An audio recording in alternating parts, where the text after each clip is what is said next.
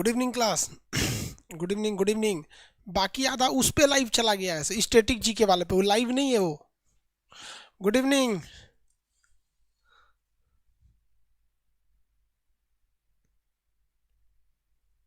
Sir कल कहाँ चले गए थे? अरे यार कल ससुरों के पास क्या बताएं हम। उस दिन रात में ज़्यादा भी पढ़ा दिए थे ना। कल का कुछ टेक्निकल दिक्कत था। देखिए बहुत ध्यान से, हम इससे पहले के क्लास में आपको सारी चीज़ों के बारे में बताए थे। कहाँ तक हम आपको इससे पहले के क्लास में बताए थे, याद दिलाएंगे? इससे इससे पहले वाले क्लास में आपको रिएक्शन बता दिए थे, गैसों का नियम बता दिए थे। डाल्टन के नियम क्या आपस में क्रिया करने वाले गैसों पर लागू होता है? नहीं होगा। डाल्टन का नियम उस पर लागू नहीं होता है। किसी को दिक्कत था?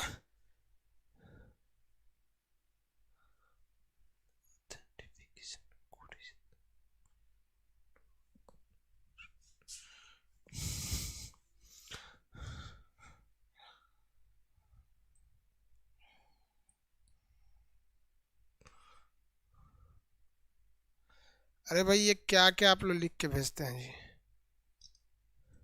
सौरभ कुमार क्या लिख रहे हैं? ऑथेंटिफिकेशन कोड इतना, तो प्रोसीजिंग और ऑर्डर नंबर इतना इतना है, this is valid for next. ये क्या चीज़ है?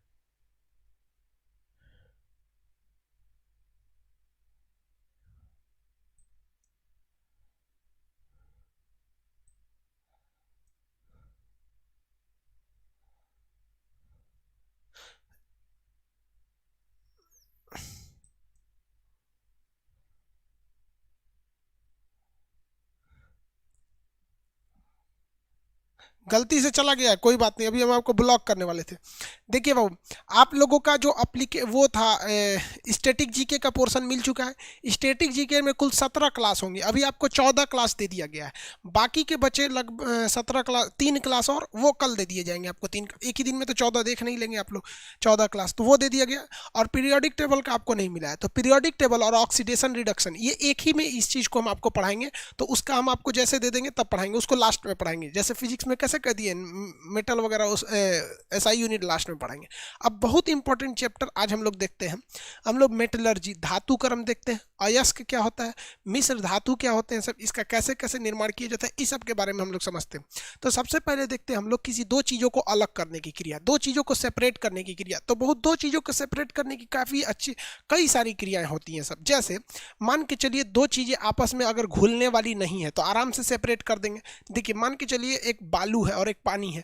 आपको पता है कि बालू और पानी कभी आपस में मिलेंगे नहीं, बालू नीचे बैठ जाएगा, पानी ऊपर रहेगा। तो अघुलनशील जो नॉन सॉल्युबल है, इसको अलग करना तो बहुत सिंपल है। क्या करना है भैया, आप उसको चुपचाप रख दीजिए। जैसे हम आपको क्या बताएं, देखिए ध्यान से। 13 क्लास ही है स्टैटिक में, कोई आप 13 देख थोड़ी ले लिए हैं, टोटल 17 क्लास होगा। अभी 13 असाइन किया गया है। एक ही बार लंबा फाइल हो जाने से नहीं जाता है, तो 2 बार में कर दिए। टोटल 17 क्लास आपको स्टैटिक का देंगे। अभी 13 हो चुका है जस्ट। इसके बाद कल आपको बाकी के और दे दिए जाएंगे। जैसे ये देखिए पानी है ये, अगर हमको इसमें 2 ठो पत्थर डाल दे, छोटे छोटे पत्थर डाल दे, तो कोई खास विधि बनाने की जरूरत नहीं है। हम उसको क्या कर लेंगे भैया, यहाँ सेडिमेंटेशन द्वारा यानी अवसादन विधि, वो खुद ही बैठ जाएगा। तो जल में या किसी द्रव में अघुलनशील जो आपस में नहीं घुलता है, नॉन डिजॉल्वेबल जो घुल नहीं सकता, उसे अलग करने के लिए कौन सी विधि अपनाई जाती है? हम लोग उसे अलग करने के लिए सेडिमेंटेशन, सेडिमेंटेशन सेडिमेंटेशन को क्या कहते हैं? अवसादन विधि, अवसादन। देखिए इस प्रोसेस द्वारा हम किसे अलग करते हैं? अघुलनशील, अघुलनशील जो चीज़ आपस में नहीं घुल सकता है, बस उसको अलग करने के लिए हम किसका प्रयोग करते हैं? अवसादन विधि का प्रयोग करते हैं, सेडिमेंटेशन मेथड का प्रयोग करते हैं। लेकिन अगर आपस में घुल गया तो हम इसका प्रयोग नहीं कर सकते हैं। जैसे अगर आपस में घुल गया तब किसका प्रयोग करेंगे? तब डेस्टिलेशन का प्रयोग करेंगे। अगर आपस में घुल गया तो उसे क्या, डेस्टिलेशन, डेस्टिलेशन का प्रयोग करते हैं। इसे हम लोग कहते हैं हम लोग आसवन विधि, आसवन विधि। इसमें किसका प्रयोग करते हैं? घुलनशील का, घुलनशील अशुद्धि का प्रयोग करते हैं हम लोग। इसमें किसका प्रयोग करेंगे भैया? घुलनशील अशुद्धियों का प्रयोग करते हैं। इससे हम लोग घुलनशील का भी कर सकते हैं, अघुलनशील का भी कर सकते हैं। घुलनशील और किसका कर सकते हैं? अघुलनशील का भी कर सकते हैं। तो ये दोनों का कर सकते हैं, घुलनशील प्लस अघुलनशील। ये जैसे देखिए हम आपको बताते हैं इसका यूज कैसे होगा। हम लोग सेडिमेंटेशन प्रोसेस का यूज कैसे करेंगे? 11,000 क्वेश्चन सीरीज करवा दीजिए सर। तो ये तो उन्हीं का हो सकता है जिनका एग्जाम 28 के बाद है। जस्ट देखिए 2 से 4 दिन के अंदर, मतलब 28 तारीख तक ये खत्म हो जाएगा ना। जो जितने चीज़ें सिलेबस का हिस्सा है पढ़ा देंगे, तो आपका जो क्लासेज रहेंगे वो ये सारी चीज़ें वाला प्रीवियस वाला वो करा देंगे। थोड़ा सा इसी में थोड़ा टाइम लग जाता है। आज रात में आपका लंबा क्लास चलेगा। देखिए ये कोई हम फ्लक्स ले लेते हैं, बर्तन ले लेते हैं और इसका मुंह इधर से निकाल देते हैं। शीशे का ये बर्तन है। अब हम इसमें कुछ अशुद्धि पानी भर देते हैं। इसके अलावे हम इसमें कुछ अशुद्धि भर देते हैं। ये अशुद्धि है, गंदगी है। अब क्या करेंगे, हम इसे गर्म कर देंगे।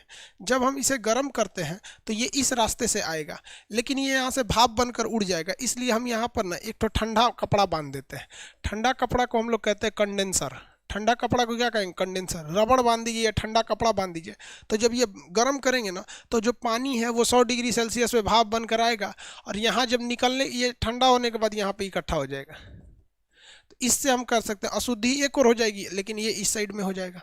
तो इसे हम लोग क्या कहते हैं? Distillation process. पानी जो शुद्ध किया जाता है कि उस किस प्रोसेस द्वारा? डेस्टिलेशन प्रोसेस द्वारा। तो इस पानी को हम लोग कहते हैं डिस्टिल्ड वाटर। डिस्टिल्ड वाटर या आसुत जल। कौन सा जल? आसुत जल कहते हैं। ये सबसे शुद्ध होता है। यही प्रोसेस वर्षा में भी होता है। बरसात में क्या होता है, आप ध्यान दीजिए, अगर इसको नलिया हटा दीजिएगा तो समुद्र का पानी भाप बन करके सीधे ऊपर चला जाएगा, बादल बन के बरस जाएगा। तो वर्षा का जल भी तो आसुत जल है, लेकिन ज़्यादा शुद्ध होता है ये वाला आसुत जल। क्योंकि वर्षा का जल जरूर आसुत जल है, लेकिन जब वो बरसता है तो रास्ते में धूल कण के मिलने से वो अशुद्ध हो जाता है। तो ये कौन सा विधि हो गया भैया? आसवन विधि। इंग्लिश में क्या कहेंगे? Distillation process. आसवन विधि को इंग्लिश में क्या कहते हैं? डेस्टिलेशन प्रोसेस के नाम से जानते हैं।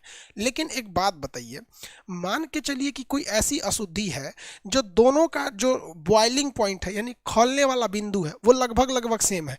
जैसे मान के चलिए पेट्रोल है और डीजल है, लगभग सेम है। इसी में पेट्रोल मिला है, इसी में डीजल मिला है। गर्म करेंगे तो दोनों निकल के चला जाएगा। तो इस विधि से तब तो उसका नहीं कर सकते आप। कितनी सेडिमेंटेशन में आसवन में किसी को दिक्कत है तो बोलिए, डेस्टिलेशन प्रोसेस में किसी को प्रॉब्लम है तो बोलिए। क्योंकि अब हम इसके बाद फ्रैक्शनल डिस्टिलेशन पढ़ाएंगे। कब? जब दोनों चीज़ें लगभग एक ही कैटेगरी की हों, इस बात का डर हो कि अगर खौलाएंगे तो दोनों फेंक देगा। तब जैसे डीजल और पेट्रोल को खौलाएंगे ना तो दोनों फेंक देगा, लेकिन पानी और डीजल को खौलाएंगे तो अलग है। पहले क्या होगा? पेट्रोल में भाग जाएगा, पनिया यहीं रह जाएगा। तो लगभग दोनों के खौलने वाली यानी बॉइलिंग पॉइंट में बहुत कम का अंतर रहता है। तो उसके लिए ये प्रोसेस को नहीं लगाते हैं। जैसे मान के चलिए पानी खोल रहा है 100 डिग्री सेल्सियस पे, और इसमें एक ऐसा चीज़ मिला है जिसको खोलना है 150 डिग्री सेल्सियस पे, तो नो डाउट इसी में मार दीजिए। 100 वाला पानी पहले खोल के निकल जाएगा, 150 वाला वहाँ पड़ा रहेगा। किसी को यहाँ तक में दिक्कत है तो बोलिए।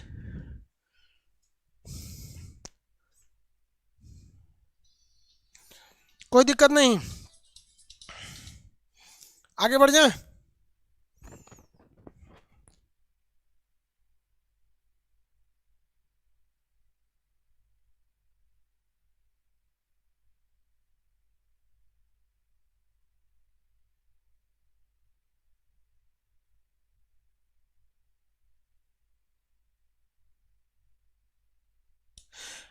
अकेला अमन जी कह रहे हैं कि मेरा 28 को एग्जाम है सेकंड शिफ्ट में।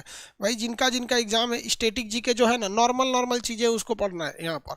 और बाकी कुछ चीज़ें हिस्ट्री से क्वेश्चन जो नॉर्मल पूछता है ना, हम उसको आपको लगभग 26 के तारीख, आज 23 है ना, 26 तारीख को हिस्ट्री के कुछ चीज़ें बताएंगे डेट बाय डेट कि ये चीज़ें हैं, उसको देख लीजिएगा। हालांकि उसमें स्टैटिक जी के वाले में बताए हैं, वो सारी चीज़ों को डिस्कस किए हैं। वो क्वेश्चन ही है आपका स्टैटिक जीके का, इसमें किसी को कोई दिक्कत नहीं है। अब हम लोग समझते हैं फ्रैक्शनल डिस्टिलेशन किसे कहते हैं।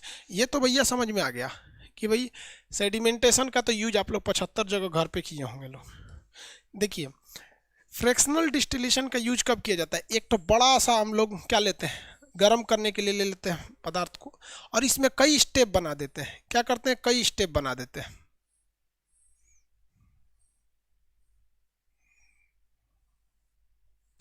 अब इसमें क्या करते हैं, नीचे से आग लगाएंगे। नीचे से क्या लगाएंगे भैया? आग लगाएंगे। इसका स्ट्रक्चर समझिए। अब इसमें ना हम लोग 2 ढक्कन लगा देते हैं, इस टाइप का ढक्कन लगा देते हैं। हर जगह इस टाइप का एक ढक्कन लगा दिया जाता है। इससे क्या होता है कि यहाँ में हमने पेट्रोलियम रख दिया, हमने क्या रख दिया, पेट्रोलियम, पेट्रोल नहीं पेट्रोलियम। पेट्रोलियम एक गाढ़ा पदार्थ होता है जिससे हम लोग को डीजल भी मिलता है, पेट्रोल भी मिलता है, हवाई जहाज वाला भी पेट्रोल मिलता है, हवाई जहाज वाला भी क्या मिलता है, पेट्रोल मिलता है। अब यहाँ देखिए इन सबसे एक एक तो टोटी गिरा दिया जाएगा। यहाँ जब आप खौलाएंगे क्या होगा, खौलाएंगे तो इसमें कई तरह के पदार्थ हैं। किसी का टेम्परेचर मान लीजिए कोई है, कोई ऐसा पदार्थ है जो 150 डिग्री सेल्सियस पे खोल जाएगा, कोई ऐसा भी है जो 200 पे खोलेगा, कोई ऐसा भी है जैसे 150 पे खोल सकता है, कोई 170 पे खोल सकता है, 180 पे भी कोई खोल सकता है। ये अलग अलग टेम्परेचर पे खोल सकते हैं। तो जैसे इनको खोलाएंगे ना तो सबसे पहले कौन होगा, इसमें पहुंच जाएगा 150 वाला, 150 डिग्री वाला इसमें पहुंच के खोल के इधर रह जाएगा, ले 150 वाला इसमें रह जाएगा, और खोलाते जाएंगे और टेम्परेचर करेंगे तो इसमें और ऊपर वाला भाग जाएगा, 170 डिग्री वाला इसमें भागेगा, और ऊपर भागेंगे तो 180 वाला यहाँ भागेगा। क्योंकि जैसे जैसे जिसको गर्म करते हैं ये इसको, ये कितने डिग्री पे खोल रहा है, ये 100 डिग्री 150 पे खोल रहा है, तो यहीं से खोल के जिसको खोलना, खोलने का मतलब क्या होता है, भाप बनना, खोलने का मतलब क्या होता है, भाप बनना। तो जिसको 100 डिग्री सेल्सियस पे ही भाप बन जाना है वो इसमें से छोड़कर इस ढक्कन को हटा के इस टोटी से बाहर गिर जाएगा। लेकिन जो 200 डिग्री पर या 170 डिग्री पर खोलता है वो इस ढक्कन को नहीं हटा पाएगा, वो इसको भाग जाएगा। और गर्म कीजिएगा और गर्म कीजिएगा तो 170 होगा तब वो इस ढक्कन को हटाएगा, इसमें आएगा, और यहाँ से टोटी है वो यहाँ से गिर जाएगा। इधर को दूसरा बर्तन लगा दीजिए। जिसको 180 पर खोलना है वो यहाँ रह के खोलेगा ही नहीं, क्योंकि भैया उसको 180 पे खोलना है। नीचे से जब गर्मी और ज़्यादा आएगी तो उसका टेम्परेचर जब 180 होगा तो वो इस ढक्कन को हटा के यहाँ आ जाएगा और फिर यहाँ से गिर जाएगा। और सबकी पाइपलाइन अलग बिछा दी जाती है। इसको अलग कंटेनर में जमा कर लीजिए, इसको एक अलग कंटेनर में जमा कर लीजिए, इसको अलग कंटेनर में जमा कर लीजिए यहाँ पर। तो इसे कहते हैं हम लोग फ्रैक्शनल डिस्टिलेशन। पेट्रोलियम का शोधन इसी द्वारा किया जाता है, पेट्रोलियम का शोधन इसी विधि द्वारा किया जाता है।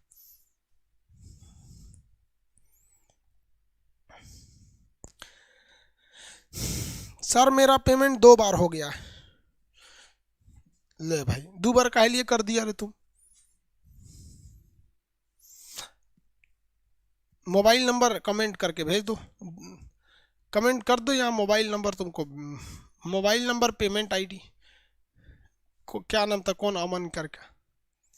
चलिए ध्यान से देखते हैं हम लोग। यहाँ तक में किसी को दिक्कत है तो बोलिए। 150 में सब कैसे निकल जाएगा भैया? हाँ यहाँ से तो सब पार करेंगे सब ना।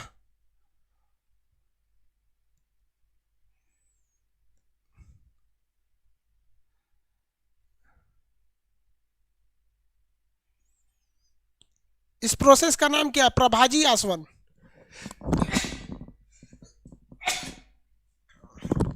सर इस प्रोसेस का नाम क्या है? प्रभाजी आसवन, फ्रैक्शनल डिस्टिलेशन। पेट्रोलियम को इसी से साफ किया जाता है, पेट्रोलियम को इसी से साफ किया जाता है। सौरभ कुमार पूछ रहे हैं प्रोसेस का नाम क्या है? सुभाष कुमार है, सौरभ कुमार नहीं। किसी को डाउट है इसे क्या कहते हैं? Fractional distillation. कौन सा डिस्टिलेशन? पेट्रोलियम को किस विधि द्वारा साफ किया जाता है? प्रभाजी आसवन या फ्रैक्शनल डिस्टिलेशन? फ्रैक्शनल डिस्टिलेशन, प्रभाजी आसवन। किसी को दिक्कत?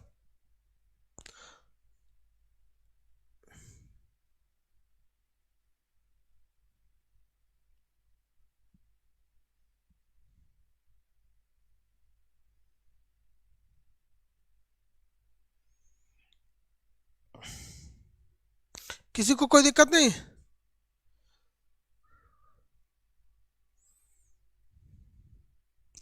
देखिए यहाँ अभी कई लोगों को प्रॉब्लम क्या हो रहा है, देखिए भाऊ, बॉइलिंग पॉइंट उसे कहते हैं जब वो भाप बन जाता है।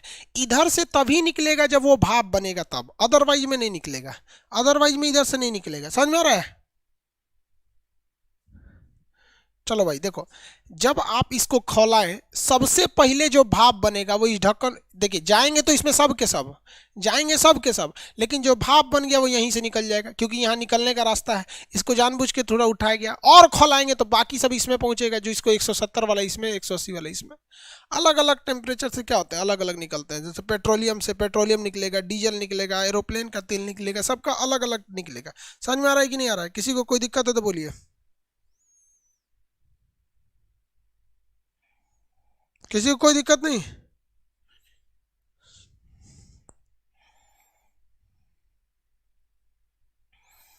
नो चला जाए, आगे समझते हैं। डेस्टिलेशन 3 टाइप, प्रभाजी आसवन, ये हो गया आपका एक तो आसवन विधि। अब हम लोग समझते हैं लोग सब्लिमेशन। सब्लिमेशन को क्या कहते हैं हिंदी में, उसको क्या कहा जाता है, सब्लिमेशन को हिंदी में क्या कहा जाता है? सब्लिमेशन को कहते हैं ऊर्ध्वापातन। पातन, देखिए ऊर्ध्वापातन क्या होता है, जनरली हम लोग क्या देखते हैं, अब यहां समझिए एरोप्लेन वाला पेट्रोलियम क्या होता है बाबू, देखिए उसमें कोई अलग से पेट्रोलियम नहीं होता है। एरोप्लेन में पेट्रोल का यूज ना करके गैसोलीन का यूज करते हैं, जो मिट्टी के तेल के कैटेगरी का होता है, मिट्टी के तेल की कैटेगरी का होता है। उसको आगे बताएंगे फ्यूल चैप्टर में, जब आपको क्या पढ़ाएंगे, फ्यूल चैप्टर पढ़ाएंगे तब। आगे बढ़े,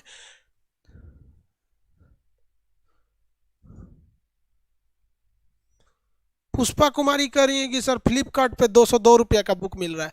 भाई साहब फ्लिपकार्ट वाले को अपना पैसा, अपना प्रॉफिट जोड़ लेता है, उसको किसी भी चीज़ पर अपना 30 रुपया उसको चाहिए चाहिए, बाद में उसको कोई मतलब है, तो थोड़ा सा महंगा हो जाता है फ्लिपकार्ट। आगे देखिए सब्लिमेशन किसे कहते हैं, इसको समझाएं, इसको समझाएं या नहीं समझाएं? चलिए देखिए, नॉर्मली क्या होता है, कोई भी चीज़ को अगर आप गर्म करिएगा तो ठोस से वो क्या बनता है, द्रव, और द्रव के बाद वो क्या बनता है, गैस। ये नॉर्मल कंडीशन ऐसा ही होता है। इसको प्रूफ करके दिखाएं, देखिए प्रूफ करके दिखाते हैं। ठोस अवस्था में होता है बर्फ, जब आप इसे गर्म करते हैं तो ये बनता है जल, और जब जल को गर्म करते हैं तब ये बनता है भाप। क्या बन जाता है, भाप। आप कहिएगा डायरेक्ट यहाँ से भाप बना दे, नहीं बनेगा, लेकिन आप तो कहेंगे नहीं नहीं सर, जहाँ बर्फ रहता है ना वहाँ अपने से भाप रहता है, वो भाप नहीं है भैया, वो इतना ठंडा है कि अगल बगल की हवाओं में जो पानी है उनको भी पानी को कहता है तुम उड़ क्यों रहा है, तुम भी पानी बन जाए, तो वही आपको भाप बन के दिखने लगता है। डायरेक्ट आप भाप नहीं बना सकते, आपको ये बीच वाला कंडीशन लाना ही पड़ेगा। ये नॉर्मल कंडीशन होता है, लेकिन ये कंडीशन सब्लिमेशन पे लागू नहीं होता है, ये कंडीशन सब्लिमेशन पे लागू नहीं होगा। किसी को कोई दिक्कत? आगे बढ़े। पूजा राय, मुझे बुक 110 रुपये में दिया शॉपकीपर। बाबू थोड़ा सा आप लोग को दिक्कत हो जाएगा, बात समझिए ना। हिंदुस्तान में कितने कॉपी किताब वाले हैं हम ही लोग को नहीं पता है कि कौन कौन बुक ले गया। अब जितना दूर होगा उतने हिसाब से प्रॉफिट जोड़ेगा। समझ में आ रहा है कि नहीं आ रहा? बस आप इतना जरूर कहिएगा कि भैया आपको तो 149 रुपये में ही किताब पड़ी होगी। अब मान के चलिए कोई गांव से आ रहा है, 50 रुपया का किराया लगा के पटना में या फिर आपकी राजधानी में, वहाँ से बुक ले जाएगा तो थोड़ा सा महंगा पड़ेगा। सब कोई 2 पैसे के लिए है कि नहीं है? चलिए ध्यान दीजिए,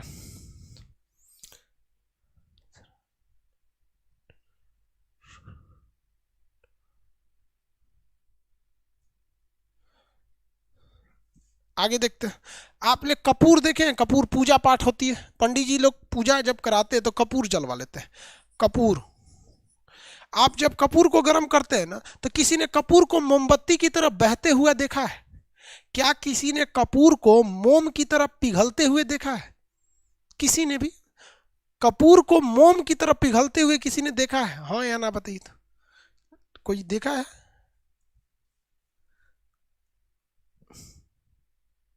अरे नहीं पिघलता है यार, वो सॉलिड होता है, नहीं पिघलता है, वो पिघलता ही नहीं है, यानी वो सॉलिड रहता है। एक ही बार वो क्या बन जाता है, गैस। क्या हो जाता है, गैस हो जाता है। एक ही बार क्या हो सकता है, गैस हो जाता है। इसी को क्या कहते हैं, सब्लिमेशन कहेंगे। क्या कहेंगे, सब्लिमेशन कहते हैं। वो सीधे उड़ जाता है, सीधे के सीधे क्या हो जाता है, उड़ जाता है, सीधे उड़ जाता है। तो जब कोई ठोस बिना द्रव में आए, बिना द्रव में आए सीधे गैस बन जाता है, तो उसे क्या कहा जाता है, सब्लिमेशन के नाम से जाना जाता है। सब्लिमेशन या ऊर्ध्वापातन के नाम से जानते हैं। कैसे जानते हैं, ऊर्ध्वापातन के नाम से जाना जाता है। आगे बढ़ जाएं।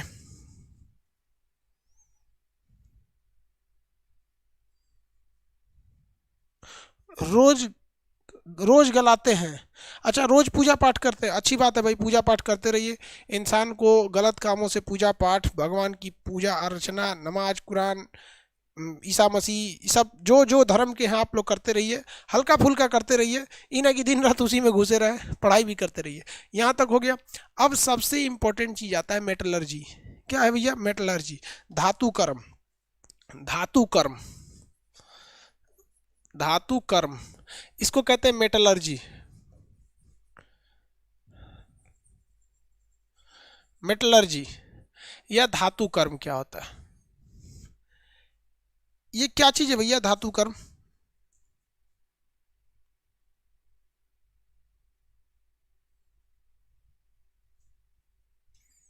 क्या चीज होता है यार? आप लोग ना कमेंट में किया कीजिए प्लीज बाबू, आप लोग को कितनी बार समझाएं। आप अपने क्वेश्चंस पूछिए, दिक्कत है आप ये क्यों पूछ रहे हैं कि सर हमको बुक 150 में मिल गया, कोई कह रहा है कि क्या किया क्या नहीं। अरे यार हमको फिर हम कमेंट में पढ़ना ही छोड़ देंगे। आपको अगर कोई डाउट नहीं है तो भाई कुछ मत बोला कीजिए, चुपचाप रहिए ध्यान से। आप खुद सोच रहे कितनी बार डिस्टर्ब होते हैं, वो कमेंट बार बार ऐसे फ्लैश होते रहता है तो हम ध्यान उधर जाता है कि भाई बार बार कहीं आप लोग के क्वेश्चंस तो ना छूट जाए। जाने के बाद देखते हैं कोई कह रहा है कि सर आप बहुत मेहनत कर रहे हैं गुरुजी। अरे यार ये क्या कर रहा है?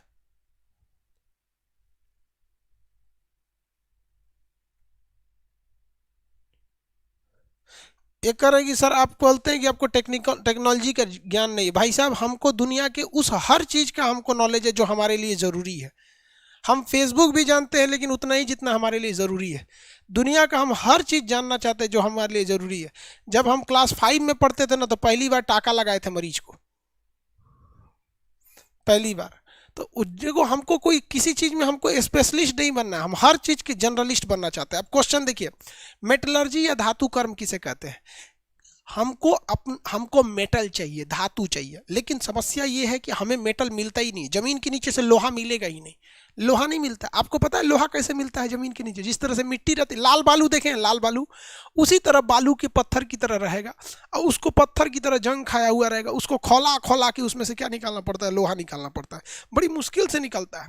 तो हमें धातु को प्राप्त करने की क्रिया को हम क्या कहते हैं? धातु कर्म कहते हैं। क्या कहेंगे? धातु कर्म के साथ कहते हैं। चलिए मेरी ओर अब ध्यान से देखिए, सब लोग मेरी ओर ध्यान से। हमें जो जमीन से मिलता है वो होता है खनिज।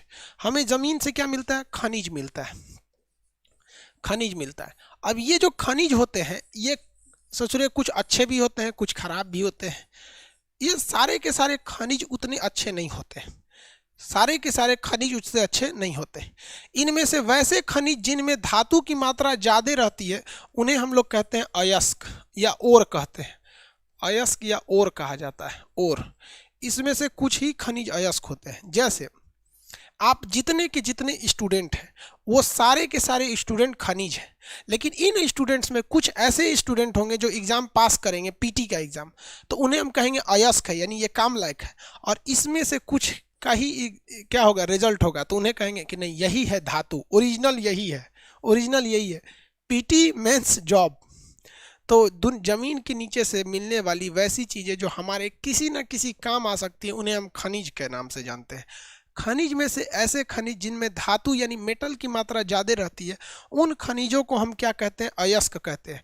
और अयस्क से हम क्या निकाल देते हैं? धातु निकाल देते हैं।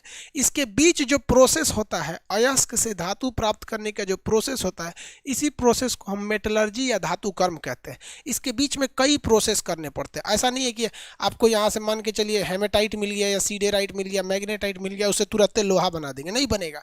काफ़ी लंबा प्रोसेस होता है। अगर लोहा डायरेक्ट बन जाता तो झारखंड का हर आदमी राजा हो जाता। झारखंड की मिट्टी में इतने ज़्यादा आयरन ओर है, खनिज की मात्रा है, लेकिन किसी को थोड़ी ना पता है कि उसको बनाना कैसे। काफ़ी लंबा प्रोसेस हो जाता है उसको बनाने का। तो ये हो गया धातु कर्म। क्या आप ये कह सकते हैं, ये बताइए तो, क्या सभी के सभी खनिज अयस्क होते हैं? क्या सारे के सारे मिनरल ओर होते हैं? क्या सभी के सभी खनिज अयस्क होते हैं? बोलिए।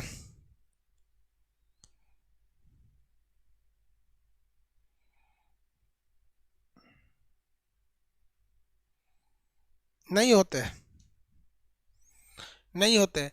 लेकिन सारे के सारे अयस्क खनिज होते हैं, सारे के सारे अयस्क खनिज होते हैं। क्या सारे लड़कों का रिजल्ट होता है? क्या सारे स्टूडेंट का रिजल्ट होता है? नहीं। लेकिन जिनका जिनका रिजल्ट हुआ है वो कभी ना कभी स्टूडेंट रहे थे, कभी ना कभी स्टूडेंट रहे थे। इसके मतलब हम एक कैलकुलेशन पे पहुंच सकते हैं कि अगर हम ये बड़ा सा सर्किल सर्किल बना दे, किस चीज़ के लिए? खनिज, किसके लिए? अयस्क के लिए। ये बड़ा सर्किल किसका है? खनिज का। बड़ा सर्किल खनिज का है। और इसके अंदर एक बना देते हैं अयस्क का, अयस्क का। जो ये दिखा रहा है कि अयस्क का जितना एरिया है, यानी जितने भी अयस्क हैं वो सारे के सारे खनिज है, लेकिन जो बाहर के खनिज है वो अयस्क नहीं है। सारे के सारे खनिज अयस्क नहीं है, लेकिन सारे के सारे अयस्क खनिज हैं। सारे के सारे अयस्क खनिज हैं। किसी को दिक्कत तो बोलिए।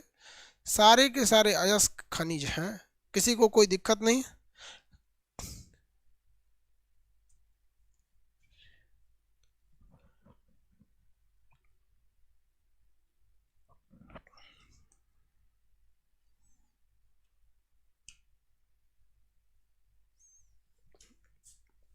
देखिए, अब ओवरऑल आपका जो चैप्टर है वो यही इतने दूरी के पढ़ना है। ये जो तीर है ना, इसमें ऐसा क्या हो जाता है कि ससुरा अयस्क से हमको धातु मिल जाता है, यानी एक मिट्टी से लोहा मिल जाता है, छड़ मिल जाता है, रेलवे लाइन मिल जाती है, खिड़की मिल जाता है, हर बटन मिल जाता है। लोहे की बटन होती है सुना, कहीं लोहा नहीं है शरीर में, लोहे नहीं है, नहीं तो कुछ कुछ बटन वटन में लोहा हुआ का बटन लगल रहता है। तो कहाँ से आते हैं सब? इनके बीच में जो प्रोसेस होता है, इस प्रोसेस को ही हम क्या कहते हैं? धातु कर्म। धातु कर्म। अयस्क से धातु प्राप्त करने की संपूर्ण क्रिया को हम धातु कर्म कहते हैं। The process by which we get metal from the ore is known as metallurgy. Is known as metallurgy. तो अब तैयार हैं आप लोग? हम लोग क्या पढ़ने के लिए? धातु कर्म पढ़ने के लिए। हम लोग यहाँ स्टेप पढ़ने के लिए, टोटल 4 स्टेप में धातु मिल जाता है।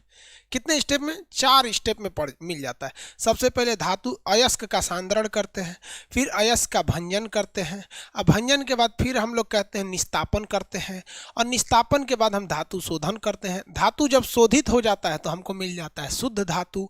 कितने स्टेप होते हैं कालिया? तो 4 स्टेप होते हैं कालिया। कितने step? 4 step. How many step? 4 step. How many? 4 many. तो हाउ मेनी तो 4। तो हम लोग सबसे पहला स्टेप समझते हैं, स्टेप नंबर 1।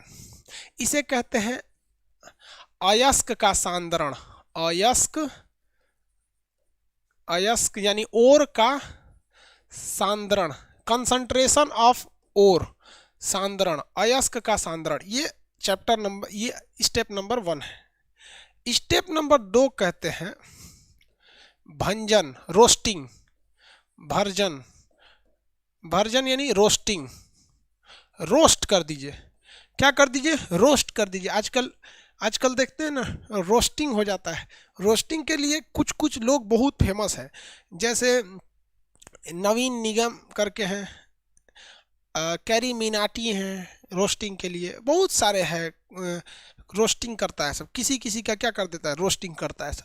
तो वैसे ही रोस्टिंग यानी भर्जन होता है। रोस्टिंग यानी क्या होता है? भर्जन होता है। कालिया कौन है गुरुजी? रोस्टिंग समझ रहे हैं ना आपको? उसके बाद क्या होता है भैया? निस्तापन होते हैं सब। निस्तापन, रोस्टिंग, निस्तापन, कैल्किनेशन। निस्तापन या कैल्किनेशन, निस्तापन,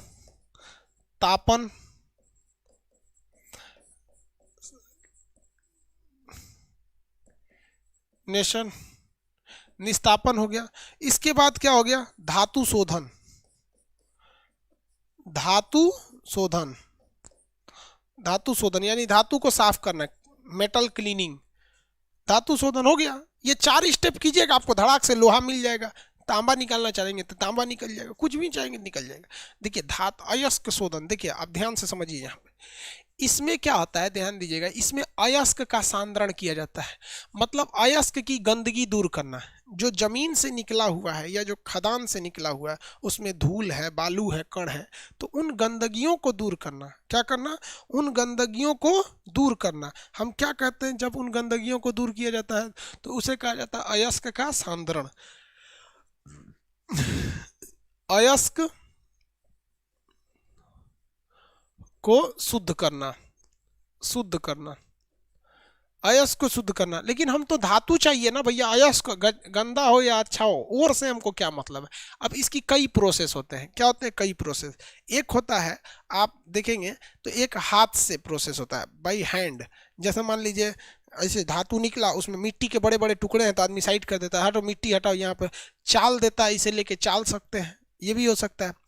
इसके अलावे हो सकता है गुरुत्वीय विधि हो सकता है। गुरुत्वीय विधि का मतलब क्या होता है भैया, कि आप उसको क्या कीजिए, पानी में डाल के छोड़ दीजिए, जो भारी चीज है धातु नीचे बैठ जाएगा, हल्का ऊपर हो जाएगा, ऊपर वाले को छान दीजिए। गुरुत्वीय विधि का प्रयोग गेहूं धुलने में किया जाता है। देहात के लोग गेहूं ले होता है ना, उसको डाल देते हैं, जितना डंठल होता है ऊपर से फेंक देते हैं, कांच के डंठल, गेहूं नीचे बैठ जाता है, तो वो गुरुत्वीय विधि है। तो इसके साफ करने की कई विधि आती है। एक आती है गुरुत्वीय विधि। गुरुत्वीय विधि, कितने लोग गुरुत्वीय विधि से गेहूं साफ किए हैं? गेहूं को बाल्टी में पानी भर के उसमें डाल के हौड़ दिया जाता है, इसे से गेहूं भारी होता है, बैठ जाता है, उसके डंठल बड़े बड़े होते हैं, काट के फेंक दिया जाता है, उसी को कहते हैं गुरुत्वीय विधि। गुरुत्वाकर्षण के कारण गेहूं नीचे चला जाता है। आप लोग किए हैं कि नहीं ग्रेविटल? हाँ, ग्रेविटी सेटलिंग, ठीक है। और अगर मान लीजिए हमको अगर उसमें लोहे की मात्रा है तो चुंबकीय विधि। कौन सी विधि? चुंबकीय विधि। चुंबकीय विधि, आपके जमीन में भी लोहा की मात्रा रहती है, आप चुंबक लेके जमीन पे सटाइएगा ना, अपने यहाँ चुंबक लेके जमीन पे सटाइएगा, थोड़ा थोड़े थोड़े थोड़े उसमें चुंबक में क्या हो जाएंगे सर, सट जाते हैं सर, छोटे छोटे कण क्या हो जाते हैं सर, सट जाते हैं सर। तो इसको क्या कहते हैं? चुंबकीय विधि कहते हैं। बट झारखंड की मिट्टी लाल है, आयरन ऑक्साइड की मात्रा उसमें ज़्यादा है। आयरन ऑक्साइड की मात्रा ज़्यादा होने की वजह से उसमें क्या हो जाता है भैया, उसकी उसमें ज़्यादा मात्रा होती है, इसलिए वहीं से निकाला जाता है। उसके अलावा क्या हो सकता है? झाग विधि, झाग या फेन प्लावन। झाग या फेन, जैसे क्या किया जाता है, पानी में क्या कीजिए, मिट्टी को डाल दीजिए, पानी में क्या करिए, मिट्टी को डाल दीजिए, और उसके बाद से उसमें क्या करिए, खूब तेज झाग बनाइए, प्रेशर मारिए, झाग बनने लगेगा। क्या बनेगा? झाग। तो झाग बनेगा ना, तो झाग गंदगी गंदगी को लेके बाहर निकल जाएगा। तो झाग बनने से भी क्या हो जाता है, कोई चीज़ साफ हो जाता है यहाँ पे। इसलिए गाड़ी वगैरह साफ करने जाइएगा ना, झाग बना देते हैं, खूब ज़्यादा क्या कर देंगे सर, झाग यानी फॉग बना देते हैं सर। तो झाग विधि द्वारा भी हो सकता है। इन सारी विधियों से हमें धातु मिलता ही नहीं है। जो हमें अयस्क मिला है, अभी हम उस अयस्क को ले जा रहे हैं, और को ले जा रहे हैं, अयस्क को। अभी तो धातु मिला ही नहीं, अभी तो हम अयस्क को कर रहे हैं कि भैया जो मेन मेन गंदगी है, धूल उल को अभी लेके जाते हैं लोग। कैसे? ईंटा लाते हैं तो ईंटा को पहले धूल लेता है आदमी, तब जोड़ता है। देखते हैं पुराना ईंटा रहता है तो उसमें मिट्टी उट्टी लगा रहता है, तार बरस से रगड़ के, खुरपी से खुरा के साफ किया जाता है, फिर धूल दिया जाता है, अब उसके बाद ना जोड़ैया होता है। तो अभी तो ये अयस्क की ही हम बंदोबस्त कर रहे थे। अभी क्या कर रहे थे? अयस्क की बंदोबस्त। तो अयस्क के में मिली धूल, कण, मिट्टी, गंदगी इत्यादि को साफ करने की क्रिया को हम लोग अयस्क का सौंदर्य यानी कंसंट्रेशन ऑफ ओर कहते हैं। इसकी मेनली 3 विधियां होती हैं। कितनी विधियां होती हैं भैया? 3 विधियां।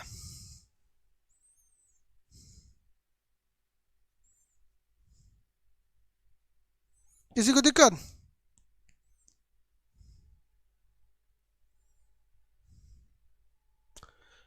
कॉफी मशीन में भी यही होता है। हाँ भैया, वेरी गुड। कॉफी मशीन में देखते हो झाग मारता है, कॉफी मशीन झक झक झक झक झाग मारेगा, तो झाग मारेगा पूरा खोल जाता है। झाग मारना है तो क्या होता है? खोल जाता है। वेरी गुड, अच्छी बात है भाई, बहुत होशियार हैं आप लोग तो। देखिए, झाग विधि हो गई यहाँ पर। यानी आप ये बताइए, आप अयस्क का सांद्रण समझे कि नहीं समझे? भैया हमको अभी धातु मिला ही नहीं, हमने फर्स्ट स्टेप कर लिया। इस स्टेप में बहुत ज़्यादा मशीनरीज की यूज नहीं होती है, मशीनरीज की यूज इधर इधर होते हैं सब। अभी फर्स्ट स्टेप में किसी को कोई दिक्कत नहीं है। अब सेकंड स्टेप कहते हैं भंजन। क्या कहते हैं? भंजन कहते हैं। भंजन में क्या कहते हैं? भंजन उसे कहते हैं कि इसमें वायु रहती है। क्या रहती है? वायु रहती है।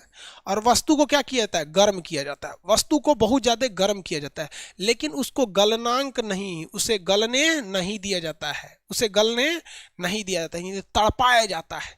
मतलब हवा में, खुले खुले हवा में वस्तु को भट्टी में डाल के खूब धधकते दिया जाता है, खूब गर्म किया जाता है, लेकिन गलती से भी उसे गलने नहीं दिया जाता है। याद रखिएगा, भट्टी में डाल के उसे धधकाया जाता है, हवा की उपस्थिति में गर्म किया जाता है, लेकिन याद रखिएगा उसे गलने नहीं दिया जाता है, उसे गलने नहीं दिया जाता है। रीजन क्या है गलने नहीं दिया जाता? अरे भाई साहब, अगर गल गया तो गल के उसे पूरा पानी की तरह लिक्विड पेस्ट बन जाएगा, और गंदगियाँ और बढ़िया से लेभड़ा जाएगा उसमें, अब तो छोड़बे नहीं करेगा। लेभड़ाना नहीं चाहिए। तो बिना लेभड़ैले गर्म करना, बिना लेभड़ैले गर्म करना भंजन कहलाता है।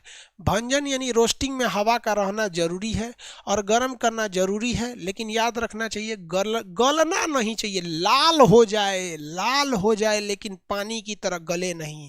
इससे फायदा जानते हैं क्या होगा? इससे क्या फायदा होगा बताइए, क्या फायदा होगा? नोटिफिकेशन नहीं आया है भाई साहब। केमिस्ट्री की क्लास हर हाल में 8:30 में हो जाती है, जब 8:30 में नहीं होती है तो 9 बजे होती है। ये 2 टाइम में केमिस्ट्री हर हाल में होगा, अगर ये 2 टाइम पे नहीं हुआ है तो समझिएगा कि खान सर का नोटिफिकेशन फेल।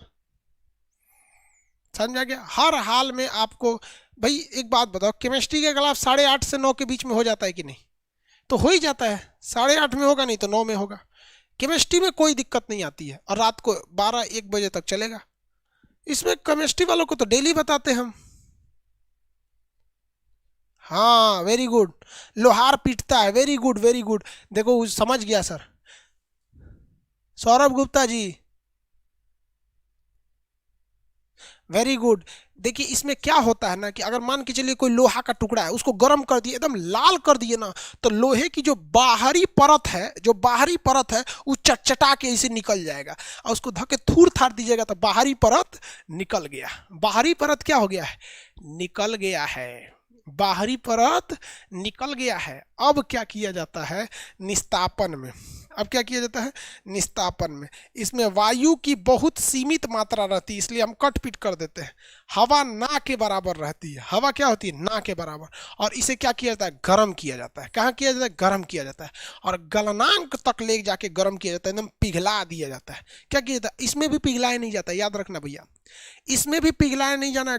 गलने तो देना नहीं है ससुरा, फिर गलती हो जाएगा। अरे भैया मान के चलिए कि एगो परत निकल गया है, कोई ठीक है, उसके अंदर वो परत रहे, इसमें भी गलने नहीं देना है। लेकिन अभी क्या है? हवा हटा देना है। हवा हटा देना है, लेकिन गर्म करना है हुमच के। हवा हटा देना है, गर्म करना है हुमच के। ऐसे क्या रहता है, जब हवा रहती है ना तो केवल बाहरी परत उठेगा, हवा नहीं रहेगी तो आग अंदर तक गर्म होगा। आग नहीं लगाना है, गर्म करना है एकदम धधका के, पूरी गंदगी निकल जाती है। 90% गंदगी साफ, 90% गंदगी साफ हो जाती है।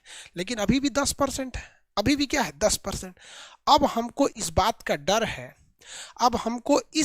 डर है कि अगर हम इसको अभी तक गलाए नहीं है, अभी तक केवल लाल किए हैं, टंटनाए हैं, गलाए नहीं है, अगर ये गल गया तो जो इसके अंदर की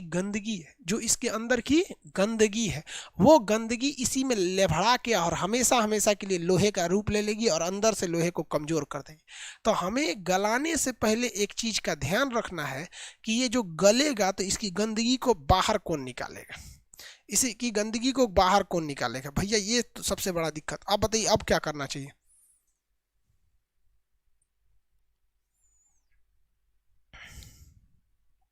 अब क्या करना चाहिए? स्टेप 4 में धातु शोधन, स्टेप 4 में भैया सबसे बड़ी की चुनौती यही होती है। सबसे बड़ी चुनौती यही होती है कि अब ये गलने जा रहा है और गलती से अगर इसमें थोड़ी भी गंदगी रुक गई ना तो हमेशा के लिए उसमें मिल जाएगा। अब क्या करना चाहिए?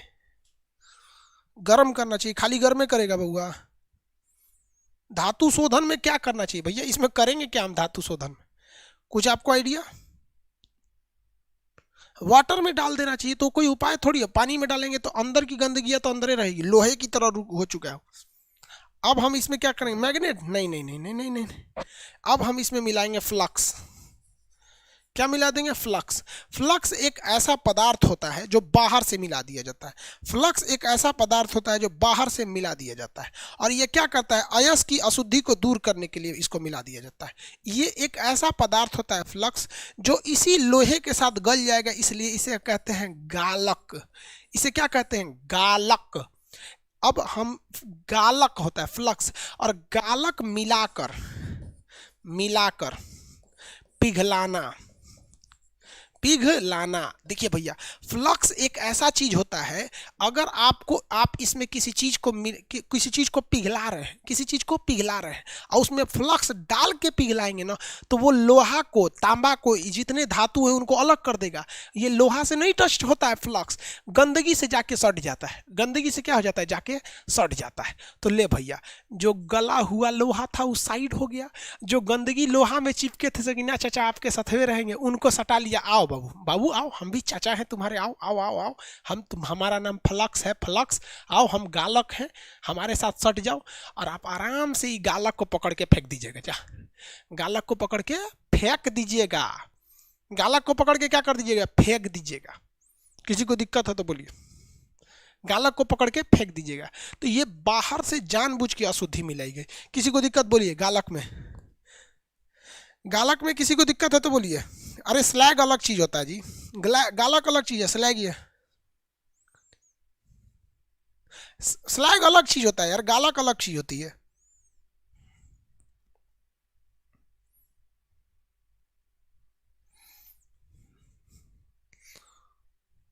हाँ हाँ, फ्लक्स ऊपर आ जाएगा, फ्लक्स क्या हो जाएगा, ऊपर है, नहीं समझे। देखिए, इस गालक का प्रयोग लड़की डेली करती है सब। इस गालक यानी फ्लक्स का प्रयोग लड़की डेली करती है। इसमें से कितनी लड़कियां हैं जो डेली इसका प्रयोग करती है? लड़की सब साइंस का यूज करती हैं। अलग बात है कि लड़कियों को पता नहीं कि ससुरा इसके पीछे भी साइंस है, इसके पीछे भी साइंस है डेली। और जो लड़का, कितने लड़के रोटी बनाते हैं, जितने लड़के रोटी बनाते हैं वो डेली इस फ्लक्स का प्रयोग करते हैं, डेली इस फ्लक्स का प्रयोग करते हैं जितने लड़के रोटी बनाते हैं। कैसे? तो देखो भैया, देखो भैया बताते हैं कैसे। जब आप आटा सानते हैं, जब आप आटा सानते हैं तो आटा सानने के बाद, आटा सानने के बाद जब रोटी बना लेते हैं तो आटा आपके इन हाथों में लग जाता है, जिनको छोड़ाने से वो अच्छा से नहीं छूटता है। आटा आपकी हाथों में लग जाता है, छोड़ाने से नहीं छूटता है। आप कितनों छोड़ाते हैं नहीं छूटता है। तो आप अपनी हाथों में बाहर से गंदगी मिलाते हैं गालक के रूप में, मतलब थोड़ा सा सूखा आटा ले लेते हैं। अब उस सूखा आटवा के साथ रगड़ते हैं, ले ससुरा, सुखलका आटवा के साथे रगड़ते हैं। क्या रगड़ते हैं? साथे रगड़ते हैं, सुखलका आटवा के साथे। तो सुखलका आटवा बाहर से मिलाई गई गंदगी और आपके अंगुरिया में लगा हुआ है, दोनों कैसे ऐसे ऐसे ऐसे करके मार एकदम कोना कोनी निकाल के और नीचे गिरा देता है। जा नीचे गिरा दिया। जा, समझ में आ गया कि नहीं आ गया? किसी को दिक्कत? किसी को दिक्कत? अब ई बताओ तो बबुआ, जन है तू हथवा रगड़ रगड़ के गिरैले है नीचवा, इसमें तो दोनों चीजवा है, सुखलको आटवा है और हथवा में की गंदगिया दोनों है, दोनों है। क्या है? दोनों है। तो जब आप दोनों गिरा देते हैं ना इसमें, तो उसको हम लोग कहते हैं धातुमल या स्लैग।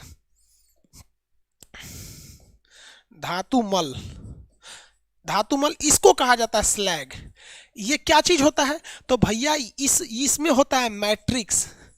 मैट्रिक्स यानी अशुद्धि, धातुओं की अशुद्धि को क्या कहते हैं? मैट्रिक्स। और प्लस ये वाला जो फ्लक्स था वो तो था ही। तो जो फ्लक्स था वो धातु की अंदर की अयस्क की गंदगी यानी मैट्रिक्स को, अयस्क की गंदगी यानी मैट्रिक्स को, फ्लक्स अपने अंदर अयस्क की गंदगी यानी मैट्रिक्स को समा लिया। अब वो ना गंदगी यानी ना वो मैट्रिक्स रह गया और ना ही वो फ्लक्स रह गया। जब ये दोनों मिल जाते हैं तो इन्हें धातुमल कहा जाता है, इन्हीं को स्लैग कहा जाता है। क्या कहा जाता है? स्लैग कहा जाता है। किसी को यहां तक में दिक्कत तो बोलिए। किसी को दिक्कत? किसी को कोई दिक्कत नहीं?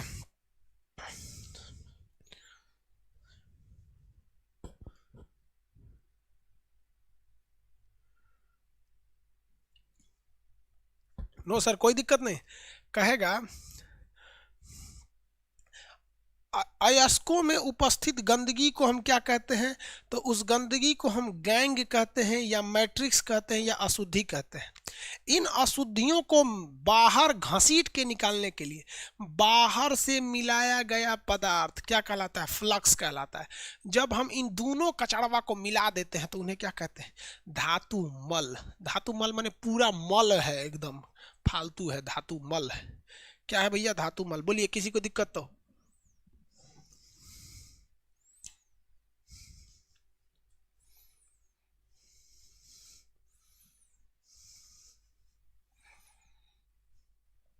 किसी को दिक्कत? किसी को दिक्कत है तो बोलिए। फ्लक्स, चूना मिला दिया जाता है फ्लक्स के रूप में, चूना मिला दिया जाता है, चूना।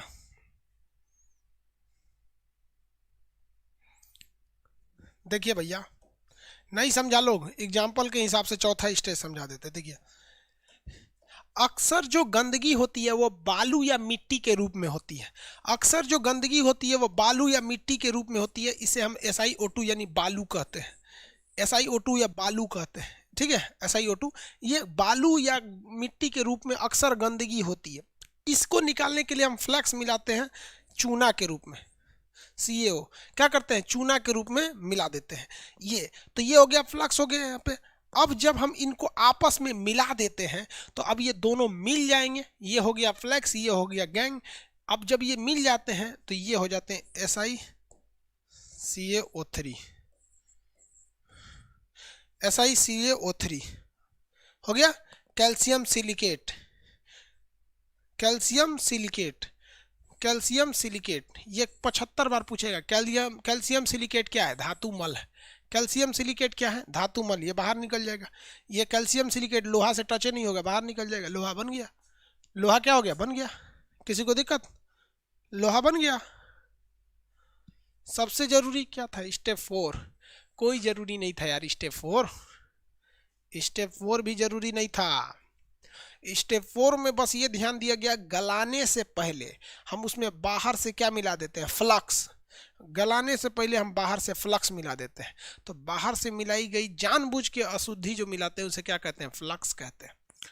अब ये फ्लक्स जाके किससे सट जाता है, धातु से सटता है या गैंग से सटता है, तो गैंग से सटता है। और ये जब सट जाते हैं तो इन्हें बाहर निकाल देते हैं, तो उन्हें कहते हैं धातु में का मल बाहर निकल गया, धातु मल, स्लैग कहते हैं। और इसी के साथ ये इसका चारों का चारों स्टेप कंप्लीट। इसके साथ ये चारों का चारों स्टेप क्या हो गया, कंप्लीट हो गया। धातु मिल गया। अब हमको लोहा का धातु शुद्ध मिल गया। अब इसको क्या करना है, जो मन है वो करिए। अब मन है तो इसको पिघला दीजिए और पानी बन जाएगा, और इसे पाइप में डाल दीजिए, ठंडा हो जाएगा तो लोहा, टाटा का लोहा, टाटा का सरिया। अब उसको घर बनाइए, चपटा कर दीजिए, प्लेट बन जाएगा। एल आकार में ढाल दीजिए तो एंगल बन जाएगा। गोल डाल दीजिए, पाइप बन जाएगा जिसमें इसे गोल। अब आप सांचा बना दिए। अब आपको क्या मिल चुका है, शुद्ध धातु। अब आप शुद्ध धातु को 2000 डिग्री 3000 डिग्री सेल्सियस पे खौला के पानी बना लीजिए। उसको जिस सांचा में पियाइएगा वही बन जाएगा। कोई दिक्कत है तो बोलिए, कोई दिक्कत। अरे बड़ा बड़ा लिखे हैं रे बबुआ, ये तो एक के बार किए हैं इसलिए छोटा लग रहा है तुमको। लेना बड़ा बड़ा ही तो लिखे थे, लिखे तो बड़ा बड़ा ही थे। अब एक ही बार में दिखने के लिए तो छोटा करेंगे ना।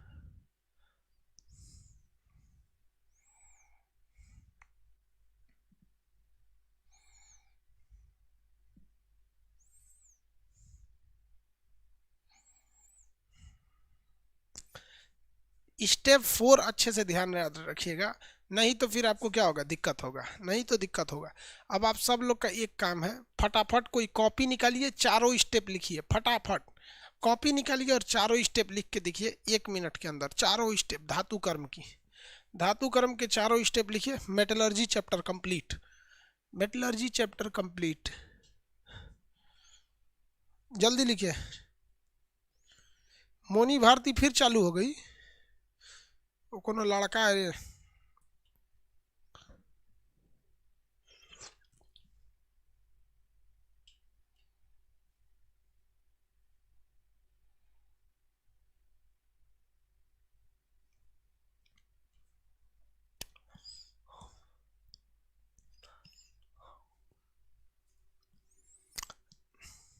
स्टेप 4 फिर से बता दें। देखिए भैया, स्टेप 1 अयस्क का सांद्रण, धातु का नहीं, अभी तो सोचो अयस्क है, पहले ही धातु ले लेंगे, धातु का सांद्रण कर देंगे। अयस्क का सांद्रण, आपको जिस मर्जी से सांद्रण करना है सांद्रण करिए। 2 नंबर भंजन भर्जन, 3 नंबर निस्तापन,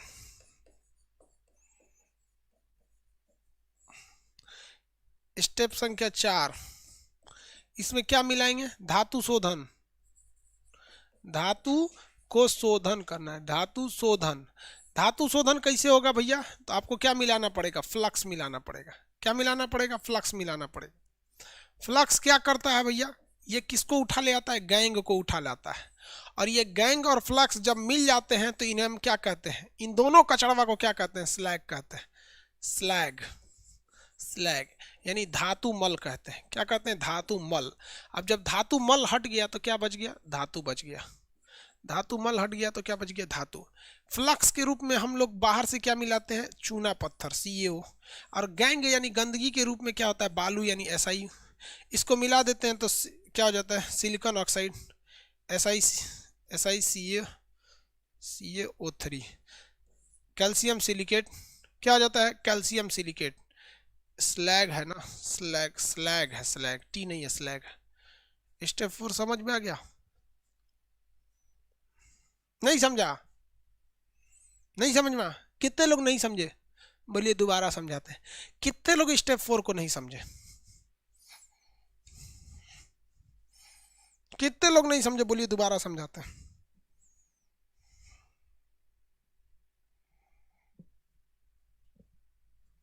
नहीं समझे, दो चार गो है सब नहीं समझा, ऐसे नहीं समझा सब।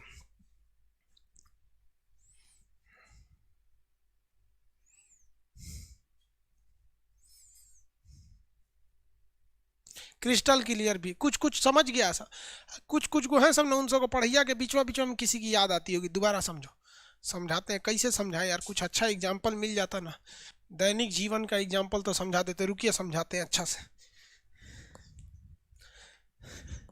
देखो बबुआ, तुम हमारा ई खोपड़िया को मान लो धातु है, इसमें गैंग है। क्या है, गैंग। हमारे चेहरे पे क्या लगा हुआ है, गैंग यानी मैट्रिक्स है, गंदगी है। अभी गंदगी निकलेगा कैसे, अब ये गंदगी निकलेगा कैसे हमारे चेहरा का, देखिए यहाँ पे ये गंदगी गैंग को निकालना है, ये निकलेगा कैसे, तो हमें बाहर से कुछ गंदगी मिलानी पड़ेगी। तो ये देखो, ये फेस वॉश, देखो ये जो फेस वॉश है ये है फ्लक्स। फ्लक्स मतलब फेस वॉश, ये भी एक गंदगी है। तुम इसको खा सकते हो, नहीं खा सकते, ये खुद एक गंदगी है। लेकिन हमारे चेहरे पे उपस्थित गंदगी को ये निकालेगा, उसको रगड़ेंगे रगड़ेंगे रगड़ेंगे। अब ये रगड़ दिए तो भैया अब न ये ससुरा फेस वॉश रहा, और अब न ये गंदगी रह गया मैट्रिक्स। हाई जो नहीं काछे हैं, हाई कौन चीज है, हाई जन कांच के निकलने हैं, ये बताइए कौन चीज है, जो कांच के निकाले हैं कौन चीज है, बताओ। नहीं समझा, जो कांच के निकाले हैं यही है। अब लो एकरा क्या करें हम, अब मुंह धो के आना पड़ेगा। आधा बानर बना देगा सब पढ़ाई के चक्कर में मास्टर साहब को। ठंडी में मुंह कट जाएगा, छोड़ देते हैं ऊपर।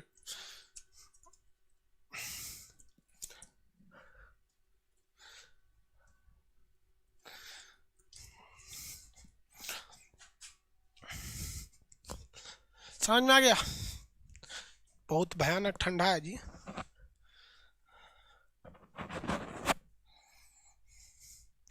किसी को दिक्कत है तो बोलिए। अब क्या हो गया, शुद्ध धातु। देखो हमारे ये वाला गाल ज्यादा गोरा हो गया और ये वाला ओरिजिनल कलर में हो गया, समझ में आ गया। तो इसका सांद्रण हो गया, ये धातु कर्म हो गया, और अभी ये धातु कर्म नहीं है, समझ में आ गया। चलो धातु कर्म खत्म। कैल्शियम सिलिकेट क्या है, धातु मल है, जो हम लोग ऐसे धूल के गिराते हैं बेसिनवा में, फचर फचर गिर जाता है जो धूल के, इसे वो क्या है, धातु मल है। खत्म कहानी, धातु मल। इसके बाद धातु मिल गया, अब उसको जो डिजाइन देना है डिजाइन दीजिए, गला दीजिए, और जिस सांचा में डालिएगा वही डिजाइन बन जाएगा, अदरवाइज में नहीं बनेगा।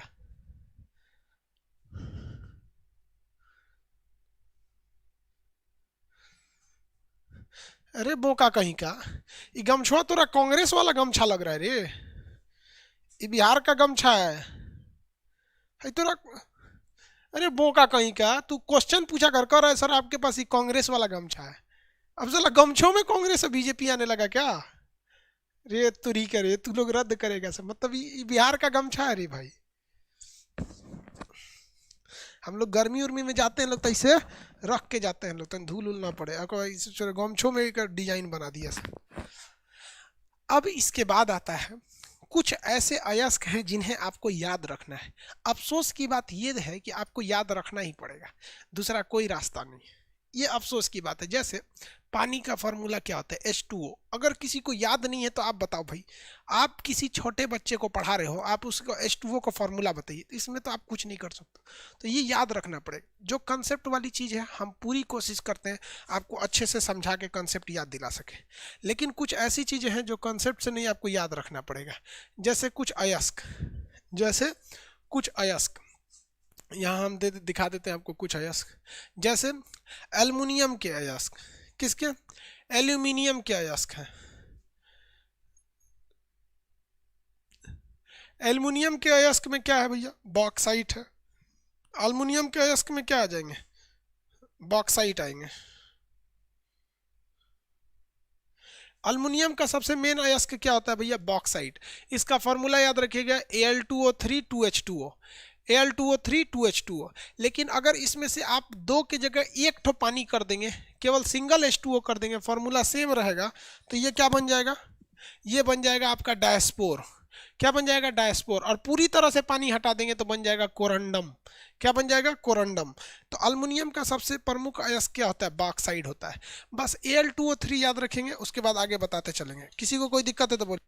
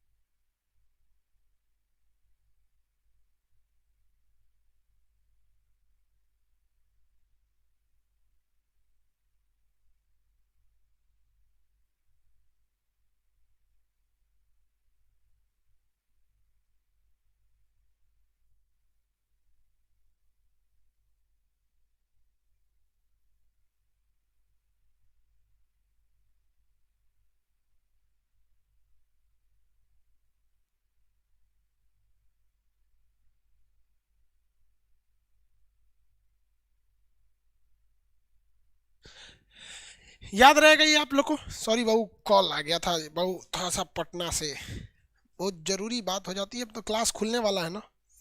चलिए ध्यान दीजिए यहाँ पर। इसके बाद क्या आता है, देखिए ध्यान से इस चीज को क्या कह रहा है, यहाँ ध्यान दीजिए। सोने का गलनांक घटाने के लिए सोनार उसमें क्या मिला देता है, सोने का गलनांक घटाने के लिए सोनार उसमें क्या मिलाता है, क्रायोलाइट। सोनार उसमें क्या मिला देता है, क्रायोलाइट। Na3AlF6 होता है फार्मूला, Na3AlF6 होता है फार्मूला क्रायोलाइट का। सोना जो होता है जल्दी गलता ही नहीं है, तो सोनार क्या करता है, सोना ले लेता है, उसमें व्हाइट कलर का एक पाउडर मिला देता है, उसका फूकेगा ना तो आग तो लगेगा ही, जब क्रायोलाइट जब मिलेगा ना तो और जल्दी सोना गल जाएगा। तो सोनार क्या मिला देता है, क्रायोलाइट मिला देता है। ड्यूरेलेमीन जो होता है अल्युमिनियम का अयस्क है। इस ड्यूरेलेमीन का प्रयोग कहाँ किया जाता है पता है, हवाई जहाज बनाने में और किस किस में, कुकर बनाने में, कुकर बनाने में।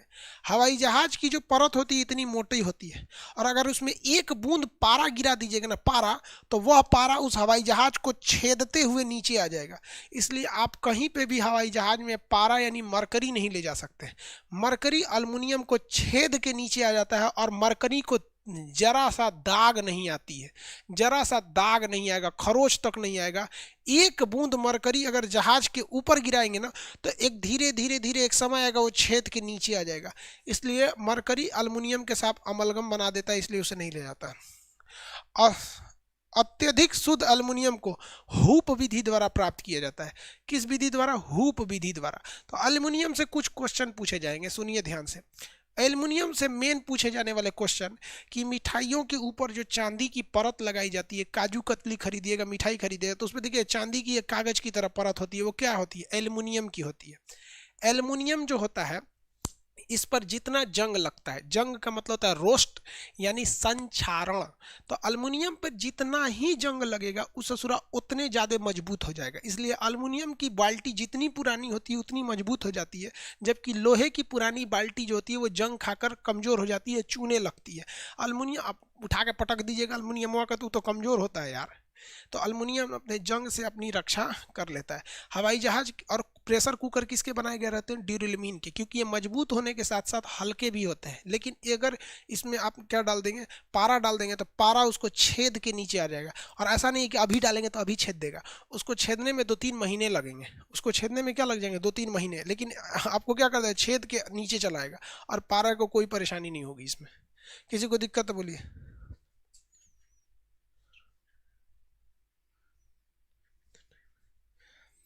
देखिए, जिसमें कमेंट ऑफ है वो लाइव नहीं है। हम बहुत सारे वीडियो आ गए ना स्टैटिक जीके वाले में, पूरा कोटा भर दिए आप लोग का, देखते रहिए।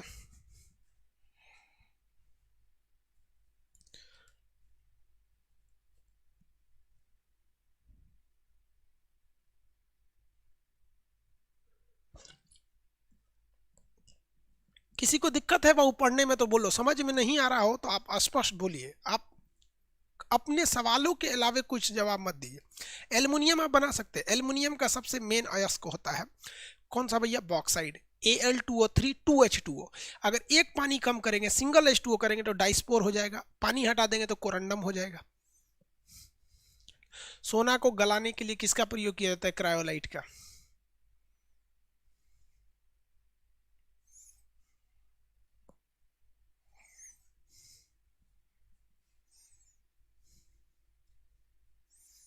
सीमा में भी, सीमा क्या होता है भाई? अगला देखिए भाई, अत्यधिक हो गया। अब जरा हम लोग कॉपर के अयस्क देख लेते हैं। किसके अयस्क? कॉपर के देख लेते हैं। तो copper pyrite, copper glance, cuprite, malachite. देखिए अब आपको एग्जाम में कैसे याद रखना है, एग्जाम थोड़ा सा दिमाग से याद रखिए। ऐसा घोंचू तो होगा नहीं जो कहेगा कि कॉपर पाइराइट किसका अयस्क है, तो सोच रहा इसमें कॉपर लिखा ही है। कहेगा कि आयरन कॉपर ग्लांस किसका है, तो ये लिखेगा क्या कि कॉपर ग्लांस? नहीं लिखेगा। तो जिसमें कॉपर लगा है वो नहीं पूछेगा, वो पूछेगा कैसी? चिल्कोसाइट किसका है? कॉपर का। क्यूपराइट किसका है? कॉपर का। मैलेकाइट किसका है? कॉपर का। क्यूपराइट, मैलेकाइट, चिल्कोसाइट, क्यूपराइट, मैलेकाइट, और चिल्कोसाइट। चिल्कोसाइट, क्यूपराइट और मैलेकाइट किसका है भैया? कॉपर का है। किसका है? कॉपर का है। कॉपर पर जंग लगने से कॉपर लाल न होकर कॉपर हरा हो जाता है।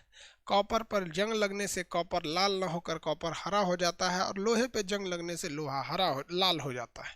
तो ये भैया थे कॉपर के अयस्क। कॉपर पाइराइट कॉपर का सबसे प्रमुख अयस्क है। ये कॉपर का सबसे मेन अयस्क है, सबसे मेन अयस्क है। यानी ये सब में कॉपर की मात्रा है, लेकिन उसमें सबसे ज्यादा होती है। किसी को दिक्कत तो बोलिए।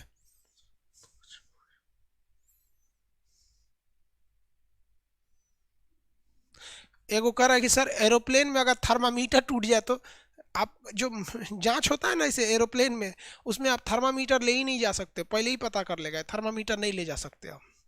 मतलब क्या सोच रहे हैं, आपको थर्मामीटर ले जाने देगा? बहुत गहन जांच होती है। एक बार मेरी फ्लाइट छूट गई थी इसी चक्कर में, सिक्योरिटी जांच के चक्कर में। सबसे बढ़िया चीज़ हमको फ्लाइट में क्या लगती है पता है? आप ससुरे कुछ भी हो, चाहे एक आम आदमी हो, चाहे बहुत बड़े पढ़े लिखे हो, बहुत पैसे वाले हो, बहुत रसूख वाले हो, वहाँ कोई मतलब नहीं बनता है, सब बराबर हो। सबको एकदम सिक्योरिटी जांच कराएगा, लाइन में लगाएगा, बेल्ट वोल्ट खुलवा देगा। हमसे तो जूता उता खुलवा दिया था, पता नहीं क्यों सोच रहा मेरा जूतवा बच गया था। कह रहा था इसमें क्या है, हम कहा देखो भैया कुछ नहीं। हाँ, हमारा नाम हम पढ़ा होगा, सोचा होगा कि सोच रहा खान ओन है, कहीं बम वम उड़ा देगा जहाज को, दिक्कत हो जाएगा, इसको गहन जांच करो इसका। सोच रहा गहन जांच करने के चक्कर में फ्लाइट छोड़वा दिया। कहे कर लो भैया, है कि नहीं, जैसा करेंगे वैसा ही काटेंगे। जितना खान ओन था सब अफगानिस्तान का, पाकिस्तान का, इतना ना बम फोड़ा सब कि सब लोग हम लोग को मास्टर ना होके सोच रहा बम फोड़वा सोचता है। चलिए आगे देखते हैं। कॉपर पायरेट, कैल्शियम का जिप्सम। भाई साहब देखो, जिप्सम के लिए याद रखिएगा क्या चीज होता है, जिप्सम खेत के लिए जरूरी होता है। खेत के लिए क्या होता है, जरूरी होता है। जिप्सम डाल देंगे तो क्षारीयता दूर हो जाती है। जिप्सम क्या होता है, कैल्शियम सल्फेट, इसमें 2 गो पानी रहना चाहिए। कितना पानी रहना चाहिए, 2 गो। लेकिन अगर पानी जहां आधा कर दीजिएगा, हाफ H2O कर दीजिएगा ना, हाफ H2O, तो ये क्या हो जाएगा, प्लास्टर ऑफ पेरिस हो जाएगा। जिप्सम को सुखा देने से, जिप्सम के निर्जलीयकरण से, जिप्सम को सुखा देने से प्लास्टर ऑफ पेरिस बन जाता है। यानी दोनों में कोई अंतर नहीं है। आटा में पानी डाल देंगे तो गोदुआ आटा हो जाएगा, रोटी बन जाएगा, गदगद गदगद गुलगुल्ला हो जाएगा। सूख जाएगा तो आटा हो जाएगा, बात बराबर है वो। बस वही होता है, जब आपका हाथ टूट जाता है ना, तो डॉक्टर हड्डी को बैठा देता है और जिप्सम में पानी मिला के घोल देता है और इसे पोत देता है। और जब सूख जाता है तो उसी को कहते हैं प्लास्टर ऑफ पेरिस है। और जब उसको पानी में डाल देंगे तो जिप्सम हो जाएगा। तो दोनों में कोई अंतर नहीं है, दोनों का फॉर्मूला होता है कैल्शियम सल्फेट। बस इसमें दुगुना पानी होता है, इसमें आधा पानी होता है। इसमें किसके अयस्क हैं भैया, कैल्शियम के अयस्क हैं, कैल्शियम के अयस्क होते हैं। किसी को कोई दिक्कत है, ये किसके अयस्क हैं भैया, किसके, कैल्शियम के। पीओपी बोलते हैं, प्लास्टर ऑफ पेरिस। आजकल घरों में भी ना नए नए डिजाइन वगैरह के वो जो फूल पत्ती देखते हैं ना ऊपर चिपका दिया है, वो किसके हो गए सब, पीओपी के हो गए सब। किसके, पीओपी के डिजाइन बना दिए गए। आजकल पीओपी के डिजाइन बहुत ज़्यादा बना दिए जाते हैं। पीओपी के फॉल्स, उसको क्या कहते हैं, फॉल सीलिंग बोलते हैं। पीओपी के फॉल सीलिंग कितने लोग देखे भैया, पीओपी के फॉल सीलिंग, ये क्या हो गया, पीओपी फॉल सीलिंग बहुत सुंदर लगता है। पीओपी का फॉल सीलिंग आप लोग अपने घर द्वार को सजाइएगा ना, इतना सुंदर लगेगा पीओपी से। आप देखिए जितनी भी आजकल बढ़िया बढ़िया डिजाइनें बनाई जा रही हैं, वो सब की सब डिजाइनें पीओपी की हैं। आजकल कौन लिंटर करा रहा है, सोचो लिंटर कराने के लिए किसी को फुर्सत नहीं है। सब का सब डिजाइन किससे बना दीजिए, पीओपी से बना दीजिए। देखिए कहाँ गया, दुकान चला गया ससुराल। ये किस चीज के हैं सब भैया, पीओपी के हैं सब। आ जाओ ना यार, काहे नहीं रिकॉर्ड हो जा रहा, आ जाओ।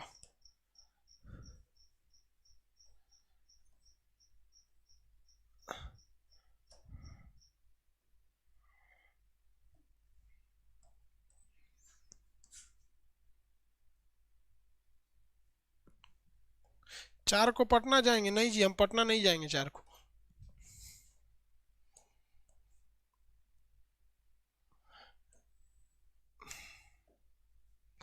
देखिए ये जो छत देख रहे हैं आप इतना सुंदर, ये छत किस चीज का है, पीओपी का है। ये छत किस चीज का है, पीओपी का। आप इस छत को ये मत सोचिएगा कि ये लोहा का है, बहुत कमजोर होता है ये छत, दिखने में ही सुंदर होता है, पकड़ेंगे तो भर दे उखड़ जाएगा ये। और इसके पीछे लाइट लगा दिया जाता है तो ये सारा काम जानते हैं कौन करते हैं, सीबीएसई बोर्ड वाला करता है ऐसा। गजब, मतलब उस सीबीएसई वालों का घर दिखिएगा तो लगेगा एलआईसी का ऑफिस है। खूब सजैले रहता है उसको, खूब अच्छा से कुत्ता उत्ता पाले रहेगा सब, फूल पत्ती बोले रहेगा सब आगे। ये सब ये किस चीज का बना है, प्लास्टर ऑफ पेरिस का है। लेकिन इसकी खराबी क्या है, इसमें एक जग पानी झोंक दीजिए बस ससुरा चू जाएगा दब के इसमें। इसको पानी से बहुत एलर्जी है, वरना ही जिप्सम बन जाएगा। क्या बन जाएगा, जिप्सम बन जाएगा। आप लोग भी अपने घर में चाहें तो इसको लगा सकते हैं, ऊपर में पेंट कराने से अच्छा है इसी को लगा दीजिए, फॉल सीलिंग में लगा दीजिए। इसको कहते हैं फॉल्स सीलिंग, ओरिजिनल छत नहीं है, झूठा छत है। फॉल सीलिंग किसकी बनाई गई रहती है, पीओपी की बनाई रहती है। जितने भी बड़े बड़े ऑफिस देखिएगा वो अंदर से प्लास्टर वस्टर कुछ नहीं कराते हैं सर, बिल्डिंग बन गया, ईंटा ऊंटा वैसा ही है, लगा के कॉस उसके बना दिया, फॉल सीलिंग, काम खत्म, रेडी।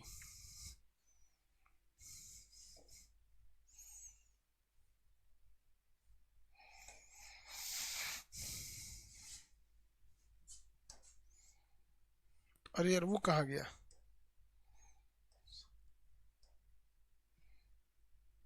चलिए। मैग्नीशियम का क्या होता है, एप्सम सॉल्ट, मैग्नीशियम का एप्सम सॉल्ट। पोटेशियम का याद कौन सा रखना है, तो देखिए आपको सब नहीं याद रखना है, पोटेशियम का याद रखना क्या चीज़ है, नमक तो भाई NaCl का होता है, ये तो सोडियम का होता है। पोटेशियम का आपको याद रखना है नाइटर, सोरा। पोटेशियम का क्या रखेंगे, नाइटर या सोरा, नाइटर या सोरा। और सोडियम का जो है ना, ऐसा नहीं है कि नमक याद रखिएगा, chilli saltpetre NaNO3। Sodium का क्या याद रखना है, Chile saltpetre NaNO3, Chile saltpetre NaNO3, Chile saltpetre यानी NaNO3। आगे देखते हैं, अब यहाँ ये दोनों याद रखना आपको। सीसा यानी गैलेना, ये 10 बार पूछ चुका है। लेड का क्या होता है, PBS गैलेना। चांदी का भैया देखिए, silver glance, ruby silver, horn silver, उसमें सिल्वर लगे ही रहेगा, इसलिए इसको याद करने की जरूरत नहीं है। जिंक का याद रखेंगे तो जिंक ब्लेड तो पूछेगा नहीं, जिंकाइट पूछेगा नहीं, लेकिन ये भी नहीं पूछेगा।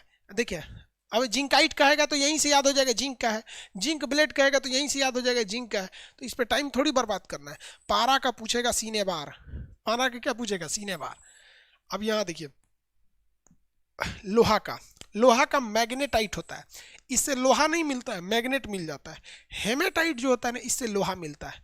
सीडेराइट भी इसका होता है, सीडेराइट होता है। तो मैग्नेटाइट लोहे का ही है, इससे मैग्नेट बन जाता है। हेमेटाइट से लोहा बन जाता है। सीडेराइट भी है लेकिन उतना अच्छा सीडेराइट को नहीं माना जाता है। अब एक होता है आयरन पायराइट, इसे मूर्खों का सोना कहते हैं। आयरन पायराइट को क्या कहते हैं, मूर्खों का सोना। पीले रंग का होता है, हल्का होता है, पीले रंग का सोना। तो आयरन पायराइट मूर्खों का सोना, सीडेराइट, ये दोनों याद रखिएगा। हेमेटाइट और सीडेराइट ये तो याद ही रहेगा आपको। मैग्नेटाइट, क्योंकि मैग्नेटाइट से मैग्नेट की फीलिंग आती है, तो आप याद रखेंगे मैग्नेट किसकी ओर जाता है, लोहा की ओर जाता है। तो ये हो गया हेमेटाइट, इसका मुख्य अयस्क हो गया। बेदराइट ये तो किसका होता है, बेरियम का। सोना का क्या होता है भैया, कैल्वेराइट, सोना calaverite. Pitchblende uranium. Hydrogen को क्या कहते हैं, भविष्य का ईंधन, हाइड्रोजन भविष्य का ईंधन। यूरेनियम को कहते हैं आशा का ईंधन, यूरेनियम को क्या कहते हैं, आशा का ईंधन। अब मिश्र धातु देखते हैं।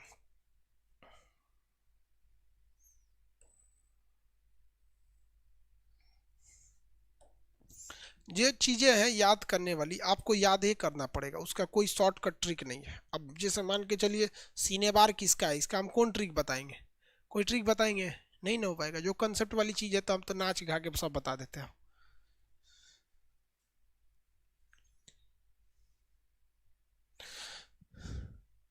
किसी को दिक्कत है तो बोलिए। सिमरन विश्वकर्मा कर रही है, कर रही है सर, आपके घर में भी लगा हुआ है, नहीं भाई।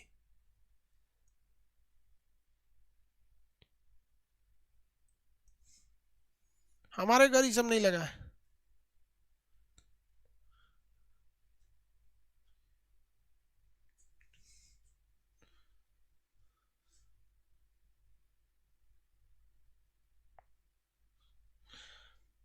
अब आगे हम लोग देखते हैं मिश्र धातु। क्या देखते हैं, मिश्र धातु, मिश्र धातु, एलॉय, एलॉय। मिश्र धातु यानी एलॉय किसे कहते हैं, मिश्र धातु यानी एलॉय किसे कहते हैं। देखिए एलॉय क्या होता है, वैसा पदार्थ को एलॉय कहते हैं जो दो अलग अलग धातुओं को मिलकर बना हुआ है। देखिए मिश्र धातु का बना है, मिश्र धातु का बना है। कोई एक धातु ले लीजिए और किसी धातु को ले लीजिए, और इनको क्या कीजिए, दो अलग अलग धातुओं को गर्म करके क्या करें, गर्म करके समांग मिश्रण बना दिए। समांग मिश्रण, समांग मिश्रण कैसे बनेगा, गर्म करके इसका विलयन बना के आपस में घोर दीजिए, समांग मिश्रण बन जाएगा। इसी को क्या कहते हैं, मिश्र धातु कहेंगे। उसे क्या कहेंगे, मिश्र धातु, मिश्र धातु। इसमें एक चीज क्या होती है कि ये मिश्र धातु जिस चीज का बना है ना, अपने पेरेंटल क्वालिटी को खो देता है। ये जिस पदार्थ जिस धातु से मिलकर बना होता है उसके गुण को यह हमेशा हमेशा के लिए खो देता है, उसके गुण को ये रखता ही नहीं है, ये बिल्कुल अलग हो जाता है। और इसका जो गलने की क्षमता है ना, गलनांक, वो बहुत ज़्यादा हो जाती है, गलनांक बढ़ जाती है। अब ये जल्दी गलेगा ही नहीं, अब ये जल्दी गलेगा नहीं। जैसे देखिए, लोहा एक धातु है, कार्बन एक धातु है। जब आप इन दोनों को मिला देते हैं, जैसे अगर आपने 99% लोहा ले लिया, 1% कार्बन ले लिए, तो 99% लोहा 1% कार्बन, इसको एकदम खौला आके इसको इतना गर्म कीजिए कि पानी बन जाए, इसको इतना गर्म कीजिए पानी मिल जाए, उसको लभेड़ दीजिए एक के में। जब लभेड़ देंगे तो ये बन जाता है आपका स्टील। क्या बन जाता है? स्टील। 100% स्टील बन गया। इसको इस्पात कहते हैं। क्या कहेंगे? इस्पात। इसी को कहते हैं फौलाद। फौलाद कहा जाता है, नहीं बोलते फौलादी सीना है, फौलादी सीना है। अब देखो भैया, लोहा की क्वालिटी अलग है, कार्बन की क्वालिटी अलग है और स्टील की क्वालिटी अलग है। सोच रहा, स्टील इन्हीं दोनों से मिलकर बना है, लेकिन कोई अंतर नहीं है उसमें, कोई उसमें अंतर, इन दोनों की कोई क्वालिटी उसमें मैच ही नहीं करती है। स्टील की कोई क्वालिटी मैच करती है? आप बताइए, कोई क्वालिटी मैच नहीं करेगी इसमें। तो ये हो गया भैया आपका लोहा की गुण, स्टील की गुण। स्टील को क्या कहते हैं? फौलाद कहते हैं। स्टील कई टाइप का होता है। स्टील क्या होता है? कई टाइप का। अगर हम स्टील में कार्बन का प्रतिशत बढ़ा देते हैं तो उसे कहते हैं हाई कार्बन स्टील। अगर हम स्टील में कार्बन की मात्रा बढ़ा देते हैं तो उसे कहते हैं high carbon steel. High carbon steel. इसका क्या बना होता है? Rail line. रेल लाइन जो आप देख रहे होते हैं वो कार्बन, वो स्टील होता है, लोहा नहीं होता है। लोहा में मजबूती नहीं रहती है, टेढ़ा हो जाएगा। लोहा में मजबूती नहीं रहती है, टेढ़ा हो जाएगा आपको। जो छड़ आप ढलैया के लिए लाते हैं ना, छड़, उसमें भी कार्बन मिला रहता है, वो भी एक तरह का स्टील है, लेकिन उसमें उतनी मात्रा नहीं मिली रहती है। एक होती है हाई स्पीड स्टील। ये क्या होता है? ये जेसीबी देखें, जेसीबी के आगे वाला दतवा देखें, बकोट लेता है कोनो चीज को। किसी का छज्जा निकला है, बकोट लेगा, इसे ले इधर आओ। लोहा का रहेगा ना तो ससुरा दतवे टूट जाएगा। लोहा का रहेगा तो अपने टेढ़ हो जाएगा। लोहा नहीं रहता है, वो क्या होता है? High speed steel, HSS। और जो रेल लाइन होती है हाई कार्बन स्टील होती है। इसके अलावे एक होता है stainless steel. Stainless steel, stainless steel क्या होता है? फेकर्निक। लोहा, क्रोमियम, निकल और कार्बन। लोहा, क्रोमियम, निकल और कार्बन। ये एक ऐसा स्टील है जो दिखने में बहुत सुंदर लगता है, इसलिए इसका बर्तन, चाकू, छुरी, ये सब चीज़ें बनाई जाती हैं स्टेनलेस स्टील की, स्टेनलेस स्टील की। तो ये सारी चीज़ें क्या है? एक मिश्र धातु है। क्या है? मिश्र धातु है। लेकिन एक चीज़ याद रखिएगा जो आप अक्सर फंस जाइएगा, कहेगा कि स्टील की शक्ति यानी कठोरता बढ़ाने के लिए हम क्या करते हैं? तो कार्बन की मात्रा बढ़ा देते हैं। यही गलती कर दीजिएगा आप। जब वो कहेगा कि स्टेनलेस स्टील की कठोरता बढ़ाने के लिए क्या करते हैं, तो आप अगर इसे मजबूत करने के लिए अगर आप कार्बन की मात्रा बढ़ाएंगे ना, तो बर्तन काले रंग का हो जाएगा, कोई उसमें खाना नहीं खाएगा। तो स्टेनलेस स्टील की कठोरता बढ़ाने के लिए उसमें क्रोमियम मिला देते हैं। उसमें क्या मिला देते हैं? क्रोमियम मिला देते हैं। किसी को दिक्कत तो बोलिए, उसमें क्या मिला देंगे? क्रोमियम। स्टील की में किसी को दिक्कत है?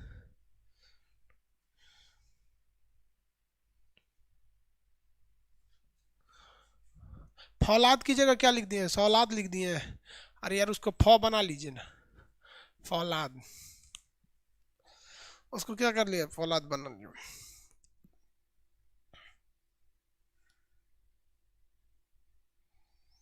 किसी को कोई दिक्कत?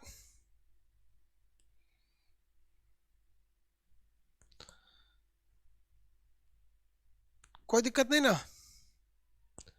अब इसमें कई ऐसी चीजें होती हैं, सब आपको भी अब याद रखना पड़ेगा।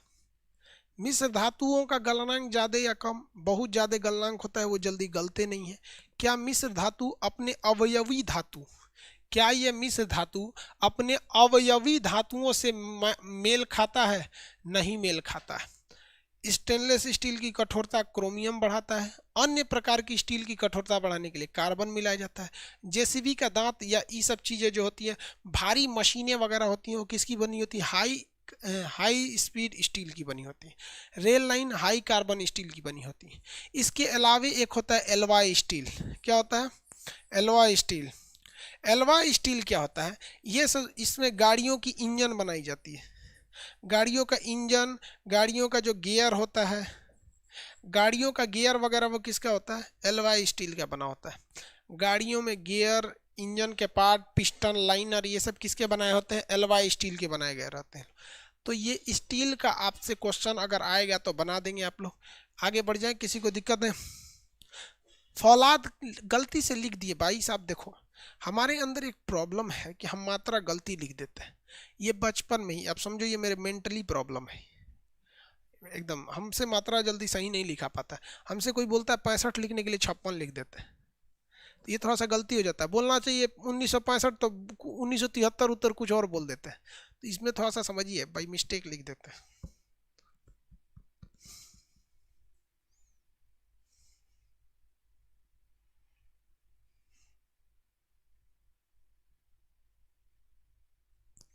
थर्मो स्टील क्या होता है?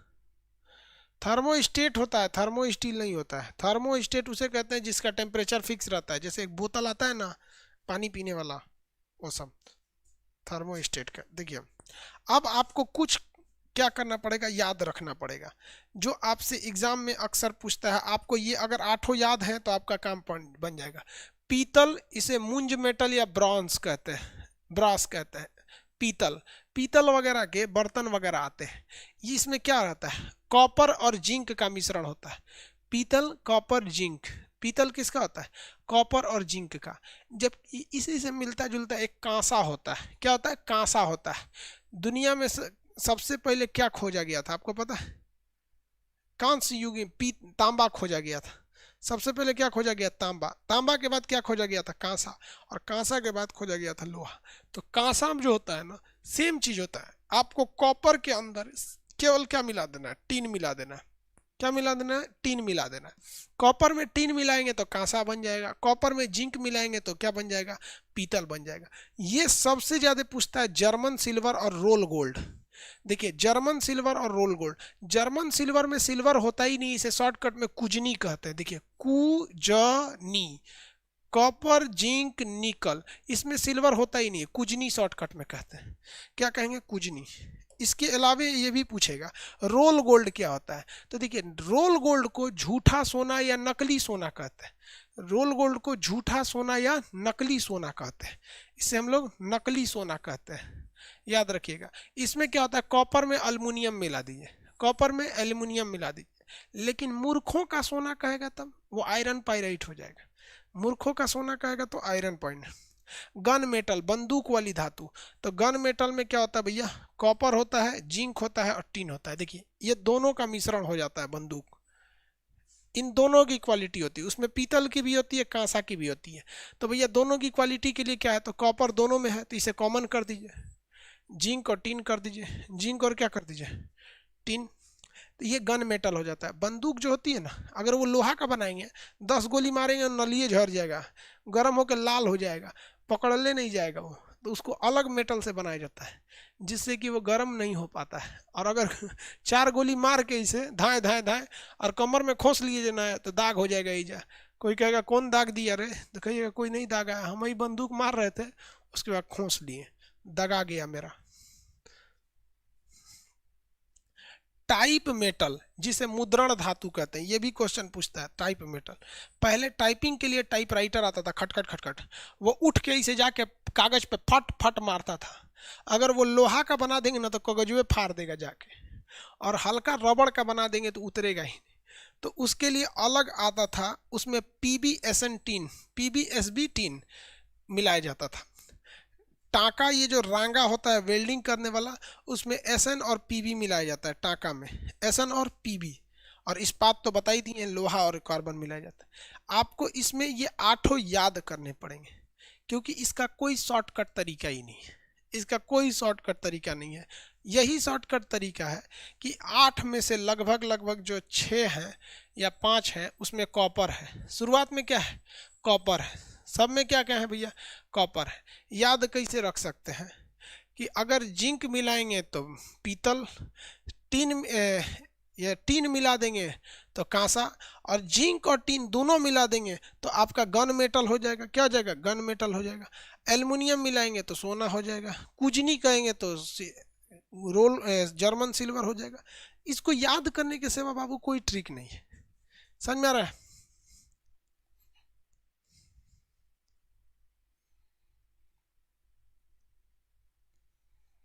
मोनी भारती आपसे कुछ ज्यादा ही लड़के परेशान है। आप काहे लिए कमेंट करते रहती भाई?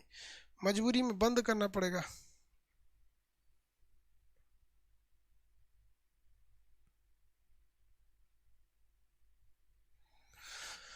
गुरुजी आपके बारे में पूछते हैं कि आप कौन सा ईयर में स्टडी किए। भाई साहब हमारे बारे में आप कुछ नहीं जान सकते।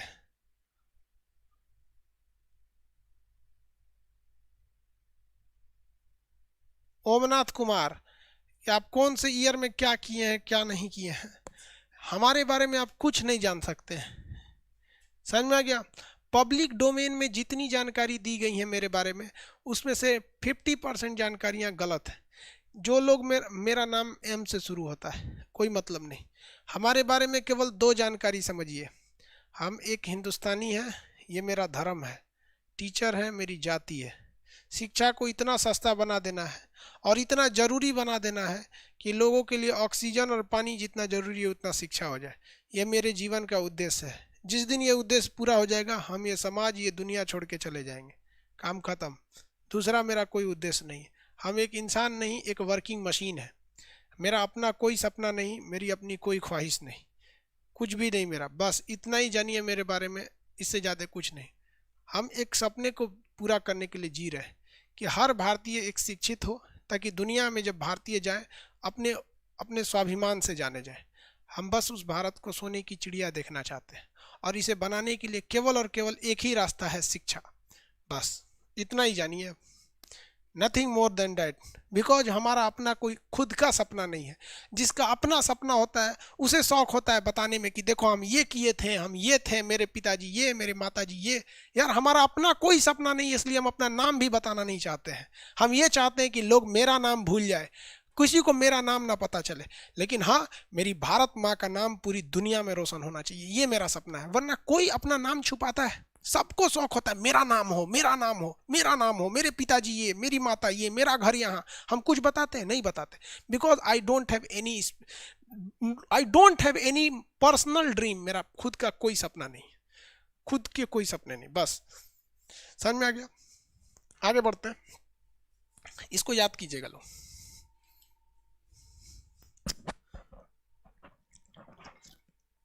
सॉरी यार, हम नहीं बता सकते। रीजन क्या है, क्या बताएंगे हम? मेरा जो सपना है वही आप पूरा कर दीजिए, सोने की चिड़िया। जिस दिन हम देख लेंगे भारत सोने की चिड़िया, उस दिन हमको इस दुनिया से कोई मतलब नहीं। भगवान को कहेंगे भाई बुला ले, हम क्या करेंगे यहाँ बैठ के।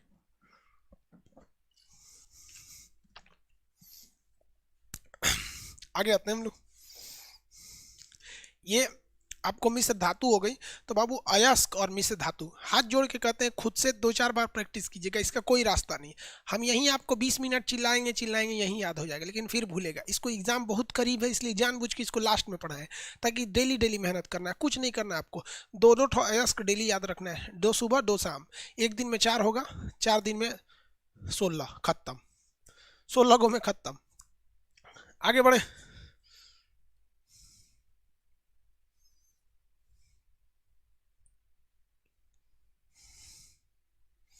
एक आदमी करे सर इसलिए आप इतना पसंद आते हैं। भाई साहब मेरा अपना कोई सपना नहीं।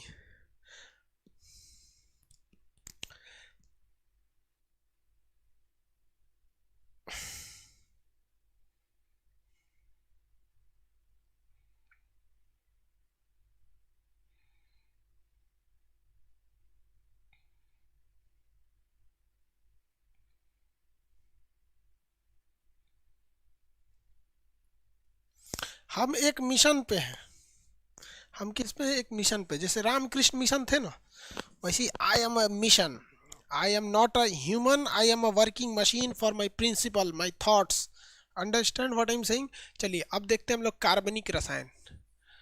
कार्बनिक रसायन यानी ऑर्गेनिक केमिस्ट्री। ऑर्गेनिक यानी कार्बनिक रसायन।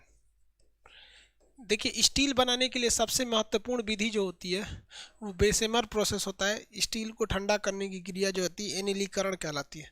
कार्बनिक रसायन, आप 1 मिनट रुकिए, 1 मिनट, जब तक हम मेन गेट बंद करते हैं, वरना दिक्कत हो जाएगा। सोचा कोई घुस जाएगा रात बिरात में।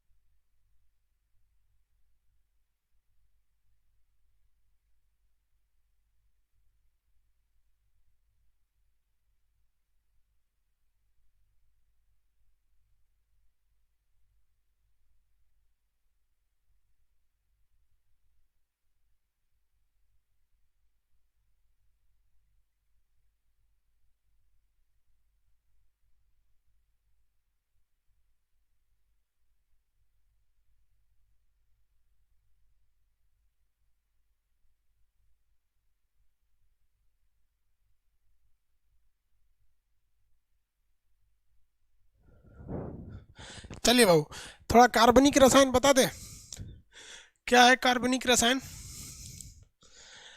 कार्बनिक रसायन जो होता है, देखिए थोड़ा सा बताते हैं। कार्बनिक रसायन उसे कहते हैं जिसमें कार्बन होता है। आप में से कितने लोग को, क्या यह कोई कार्बनिक पदार्थ है? तो आप कहेंगे नहीं, इसमें कार्बन नहीं है। CaO, चूना क्या कार्बनिक पदार्थ है? नहीं, क्योंकि कैल्शियम और ऑक्सीजन अलग है। SO2, क्या ये कार्बनिक पदार्थ है? नहीं है। SO2 कार्बनिक पदार्थ नहीं है। CO2 कार्बनिक है? बिल्कुल है, यहाँ पे कार्बन है। CO2, देखिए एक वैज्ञानिक थे, उन्होंने सिद्धांत दिया था और कहा था कि कार्बनिक पदार्थों को जिसमें कार्बन रहता है उसे कोई भी नहीं बना सकता है, उन्हें कोई बना नहीं सकता है। किसी को दिक्कत? तो इस सिद्धांत को कहा गया जैव शक्ति सिद्धांत। जैव शक्ति सिद्धांत में यह कहा गया था कि दुनिया में कोई भी कार्बनिक पदार्थों को नहीं बना सकता है। रसायन, देखिए बर्जीलियस नामक वैज्ञानिक ने एक सिद्धांत दिया था, उसका नाम क्या था? Vital force energy, vital force सिद्धांत। बर्जीलियस ने क्या कह दिया कि आप कभी भी कार्बनिक पदार्थों को प्रयोगशाला में नहीं बना सकते हैं, क्योंकि कार्बनिक पदार्थों को बनाने के लिए भगवान की ज़रूरत होती है, जिसे उन्होंने जैव शक्ति सिद्धांत दिया।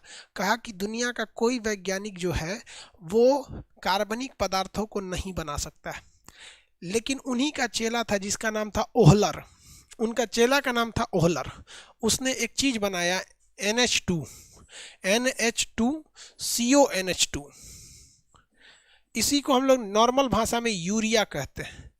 इसे नॉर्मल भाषा में क्या कहते हैं? यूरिया कहते हैं। जितने भी BS6 गाड़ियाँ आती हैं 4 व्हीलर, उसमें यूरिया डालना जरूरी है, नहीं तो वो चल ही नहीं पाएगा। तो वो यूरिया का डालना वहाँ जरूरी है, आगे समझेंगे हम लोग। तो NH2 CONH2, अब ये हो गया कार्बनिक पदार्थ, क्योंकि इसमें कार्बन है।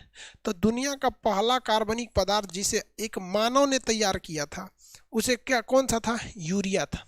कौन सा था? यूरिया।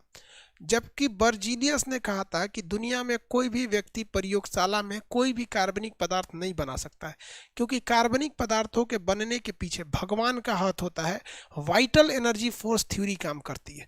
उन्हीं का चेला ने उनका सिद्धांत काट दिया और उनका चेला ने कहा कि दुनिया में अगर सबसे ज़्यादा कुछ बनाया जा सकता है तो वो कार्बनिक पदार्थ ही बनाए जाते हैं। हमारे गुरुजी उल्टा बोल रहे हैं, ये कह रहे हैं एक को नहीं बनेगा, हम कर रहे हैं सबसे ज़्यादा यही बनेगा। और ये बात हकीकत साबित हुई।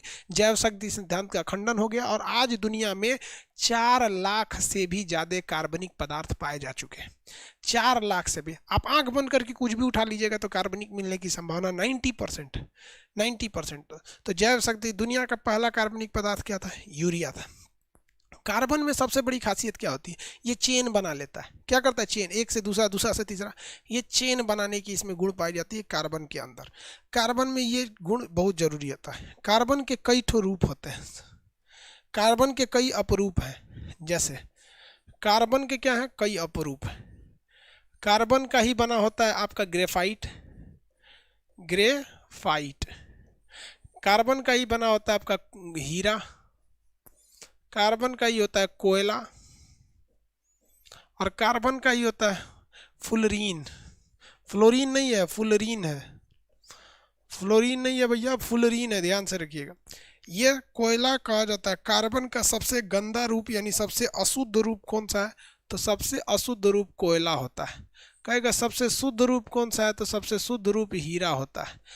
ये क्या काम करता है? स्नेहक का काम करता है। स्नेहक का मतलब होता है चिकना चिकना कर देता है, किसी भी सरफेस को चिकना कर देता है। जैसे आप अपनी उंगलियों की दरारों पर, जहां आप अंगूठा का निशान लगाते हैं, उसमें पेंसिल को 2-3 बार ऐसे ऐसे रगड़ दीजिएगा, उनकी दरारों में पेंसिल घुस जाएगा, आपकी उंगलियां इतनी चिकनी हो जाएंगी कि आप अंगूठा लगाएंगे तो अंगूठा नहीं लग पाएगा। तो जब कोई किसी दूसरी चीज़ को चिकना कर देता है तो उसे हम लोग स्नेहक कहते हैं। स्नेहक, लेकिन काला कर देता है। इसलिए मशीनों में, जहाँ मशीन आपस में घर्षण करते हैं, तो एक मशीन दूसरे को रगड़ न दे, इसमें ग्रीस डालिएगा तो पचर पचर हो जाएगा। क्या हो जाएगा? पचर पचर। तो इसमें क्या डाल दिया जाता है? ग्रेफाइट डाल दिया जाता है। क्या डाल दिया जाता है? ग्रेफाइट डाल दिया जाता है। इसमें 2-3 चीज क्वेश्चन पूछते हैं, सब ध्यान दीजिए। ग्रेफाइट जो है ना, विद्युत का सुचालक है, यानी इसमें से करंट चले जाते हैं ग्रेफाइट से, अतः इसे गुड कंडक्टर या सुचालक कहते हैं। और हीरा से करंट नहीं जाता है, इसे कुचालक कहा जाता है, ये अच्छा चालक नहीं है। ठीक है। हीरा जो होता है, इसमें sp2 संकरण पाया जाता है, sp3 पाया जाता है। यानी spdf वाला जो चीज होते हैं ना, spdf KLMN वाला जो पार्ट है, ये संकरण पाए जाते हैं। इस पे ज्यादा फोकस नहीं करेंगे। रीजन क्या है कि ये टेक्निकल का सिलेबस हो जाता है। आप जब से पॉलिटेक्निक वगैरह में जाएंगे तो आपको संकरण या ट्रांजिशन पूछता है। रेलवे नॉन टेक्निकल में इतना डीप से नहीं जाएगा। sp2 क्या होता है, sp3 क्या होता है सर, ये मेनली इसमें दिक्कत हो जाती है। ये दोनों मेनली अंतर होता है। हीरा में क्या करंट जा सकता है? हीरा के अंदर कभी भी करंट नहीं जाएगा। हीरा के अंदर कभी भी करंट नहीं जा सकता है। किसी को कोई दिक्कत है तो बोलिए। अब बात आते हैं कि दोनों क्रिस्टली है। देखिए, क्रिस्टल उसे कहते हैं जो, क्रिस्टल उसे कहते हैं जिसका आकार फिक्स रहता है। दोनों कैसे हैं सर? क्रिस्टल है सर, दोनों के दोनों क्रिस्टली होते हैं सर। अंतर ये होता है कि ससुरा हीरा बहुत कठोर होता है। हीरा क्या होता है? बहुत ही ज़्यादा कठोर होता है। हीरा बहुत ज़्यादा कठोर होता है, ये बहुत ज़्यादा भंगुर होता है। भंगुर मतलब आराम से टूट जाएगा। आराम से क्या हो सकता है? टूट सकता है। ग्रेफाइट आराम से टूट जाता है। बचपन में हम लोग जब पेंसिल से लिखा करते थे, तो जब पेंसिल हम लोग के घर वाले जो देते थे ना, तो पेंसिल को इसे बीचुआ में से काट के देते थे और जल्दी ख़त्म हो जाता था तो घर वाला 4 गो बात सुनाता था। 2 दिन पहले इसको पेंसिल दिलवाए हैं, ख़त्म कर दिया। तो हम लोग ऐसे पेंसिल को लेते थे, उसको छीलते थे लोग, तो कहते थे शेर दो पेंसिल को। और जो CBSE वाले लड़के थे सर, CBSE वाला इतिहास गवाह है, तनी मॉडर्न होता है सर। CBSE वाले थे सर, तो पेंसिलवा जानते हैं कैसन लेता था सर? अगवा से नोकिया निकल जाता था। पेंसिल उसका ख़त्म हो गया तो छीलेगा नहीं, अगवा से नोकिया निकाल देता था और पिछवा कोच के भर देता था। पीछे भर दिया, ई खत्म हुआ तो ई नोक के को भर दिया, और पिछवा एगो रबड़ लगल रहता था, मिटा देता था। हम लोग देखते थे, ओ माय गॉड, जो इसका दूसरा पेंसिल है ये। तो वो भंगुर होते हैं, थोड़ा सा कमज़ोर होता है ग्रेफाइट। और हीरा क्या होता है भैया? कठोर होता है। हीरा क्या होता है? कठोर होता है।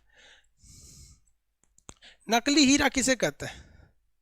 कार्बोरेंडम को, SiC, Carborundum, SiC, Carborundum, SiC, Carborundum को हम लोग क्या कहते हैं? नकली हीरा। कार्बोरेंडम किसे कहा जाता है? नकली हीरा को कहा जाता है। यानी जो शीशा काटने के लिए जो हीरे रखे जाते थे, कारीगर लेके भाग जाता था, इसलिए अब क्या करते हैं? नकली हीरा रखते हैं, कार्बोरेंडम। किसी को दिक्कत?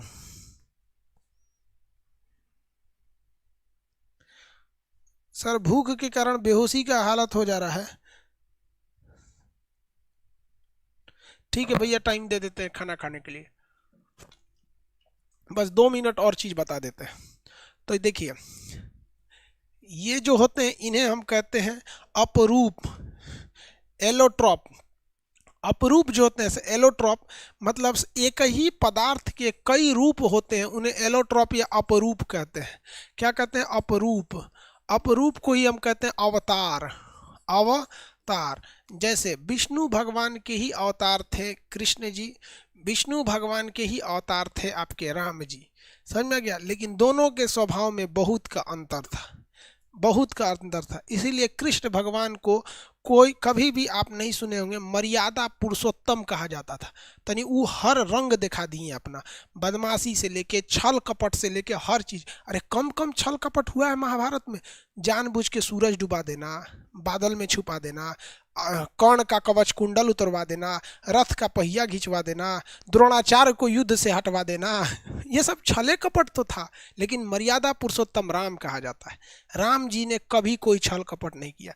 अरे राम जी तो भाई इतने सीधे थे, इतने सीधे थे कि 2 कौड़ी के लोगों को खुश करने के लिए उन्होंने अग्नि परीक्षा के लिए हाँ कह दिया, और जगत जननी माँ सीता को कह दिया कि आप अग्नि परीक्षा पे बढ़िए।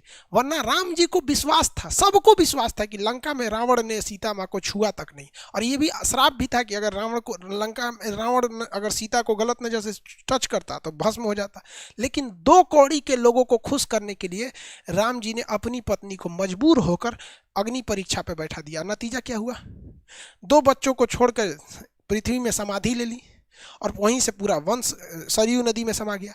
तो 2 कौड़ी के लोगों को कभी खुश करने की कोशिश मत कीजिएगा, क्योंकि मर्यादा पुरुषोत्तम राम नहीं खुश कर पाए ये 2 टके के लोगों को। इसलिए 2 कौड़ी के लोगों के लिए आप अपने भविष्य, आप अपने आप को कभी भी साबित करने की कोशिश मत कीजिएगा। समझ में आ गया? धर्म हमें लड़ना नहीं सिखाता है, धर्म ये सिखाता है कि देखो हम लोगों पर भी अत्याचार हुआ है, भगवान पर भी उंगलियां उठाई गई हैं, लेकिन 2 कौड़ी के लोगों के लिए आप अगर ऐसा करेंगे तो देखिए भगवान तक को लोगों ने नहीं छोड़ा तो हमें कैसे छोड़ेंगे। बात समझ रहे हैं कि नहीं समझ रहे? तो वही उसी को क्या कहते हैं? अपरूप कहा जाता है। तो विष्णु भगवान के लोग अपरूप थे। अब एक होता है समावयवता, आइसोमेरिज्म। समावयवता या आइसोमेरिज्म समझता है सब कि नहीं जी? रामायण वगैरह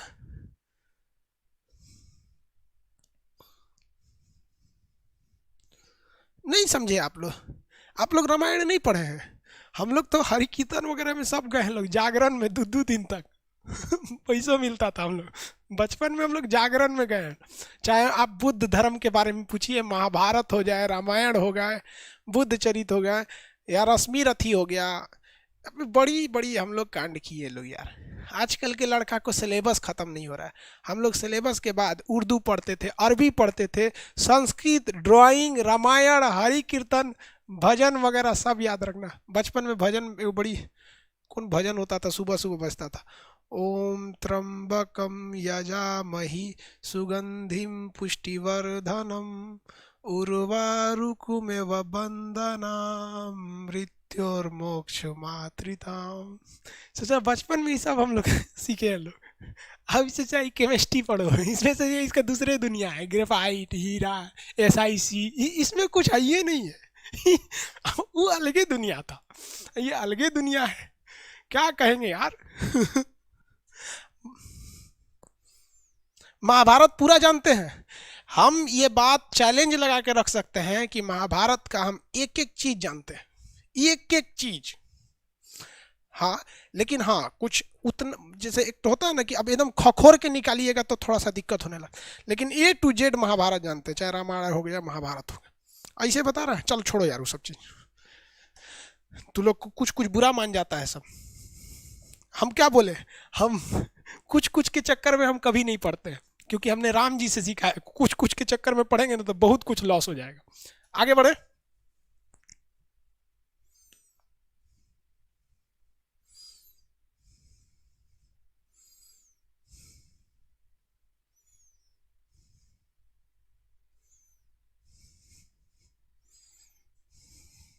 ठीक है,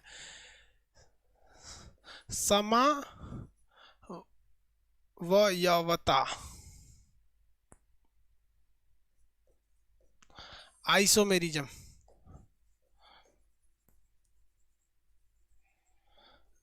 आइसोमेरिज्म, समावयवता, देखिए इसमें क्या चीज होता है, क्या होता है समझौता, सेम फॉर्मूला, फॉर्मूला क्या होता है, सेम होता है, डिफरेंट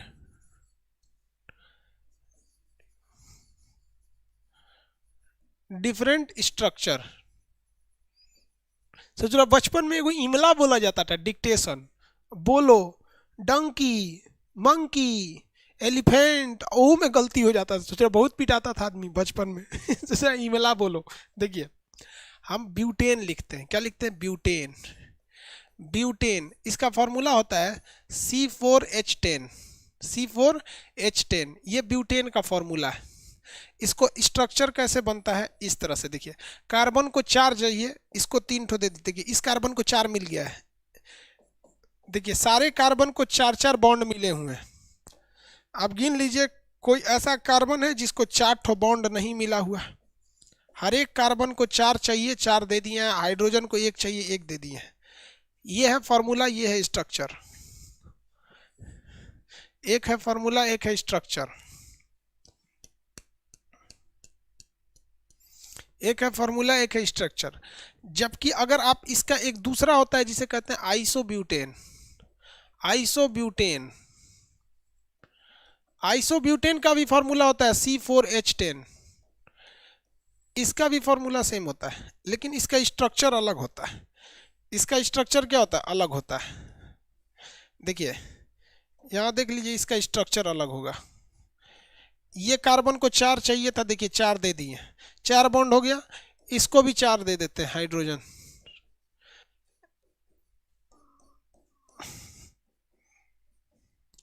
देखिए दोनों का फॉर्मूला सेम है, अगर फॉर्मूला सेम रहे लेकिन स्ट्रक्चर स्ट्रक्चर अलग हो जाए तो इसे कहते हैं समवयवता, आइसोमेरिज्म। क्या कहते हैं, आइसोमेरिज्म।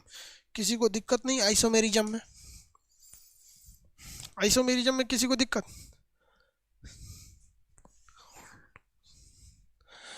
सिद्धार्थ शर्मा क्या बोल रहे हैं जी, बात तो सेम है।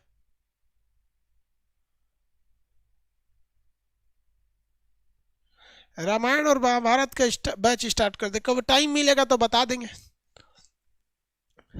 1 घंटा, आधा घंटा से 1 घंटा में बढ़िया से कहानी कह दीजिएगा तो महाभारत और रामायण खत्म हो जाएगा। बहुत इंटरेस्टेड है, हम लोग को मिश्रा सर पढ़ाया करते थे, पंडित जी थे, खूब अच्छा से आके इसे हाथ रख देंगे, खूब पढ़ाते थे ऐसे, हाँ हाँ ऐसे ऐसे, ई समझिए पहले।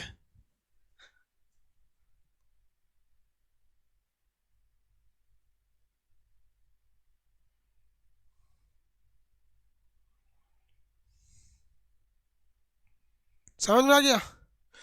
चलिए अब थोड़ा सा आप लोग खाना पीना खा लीजिए, कितना बच गया, हम आपको गैप दे देते हैं आधा घंटा का, हम आपको 40 मिनट का गैप दे देते हैं। 11 बज रहा है, 11:30 में मिलेंगे,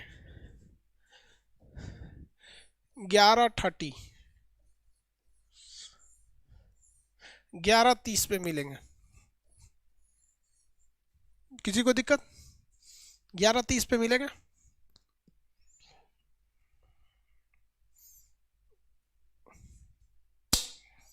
जब तक हम भी खाना पीना खा लें, खाना नहीं खाएंगे तो चलेंगे कैसे।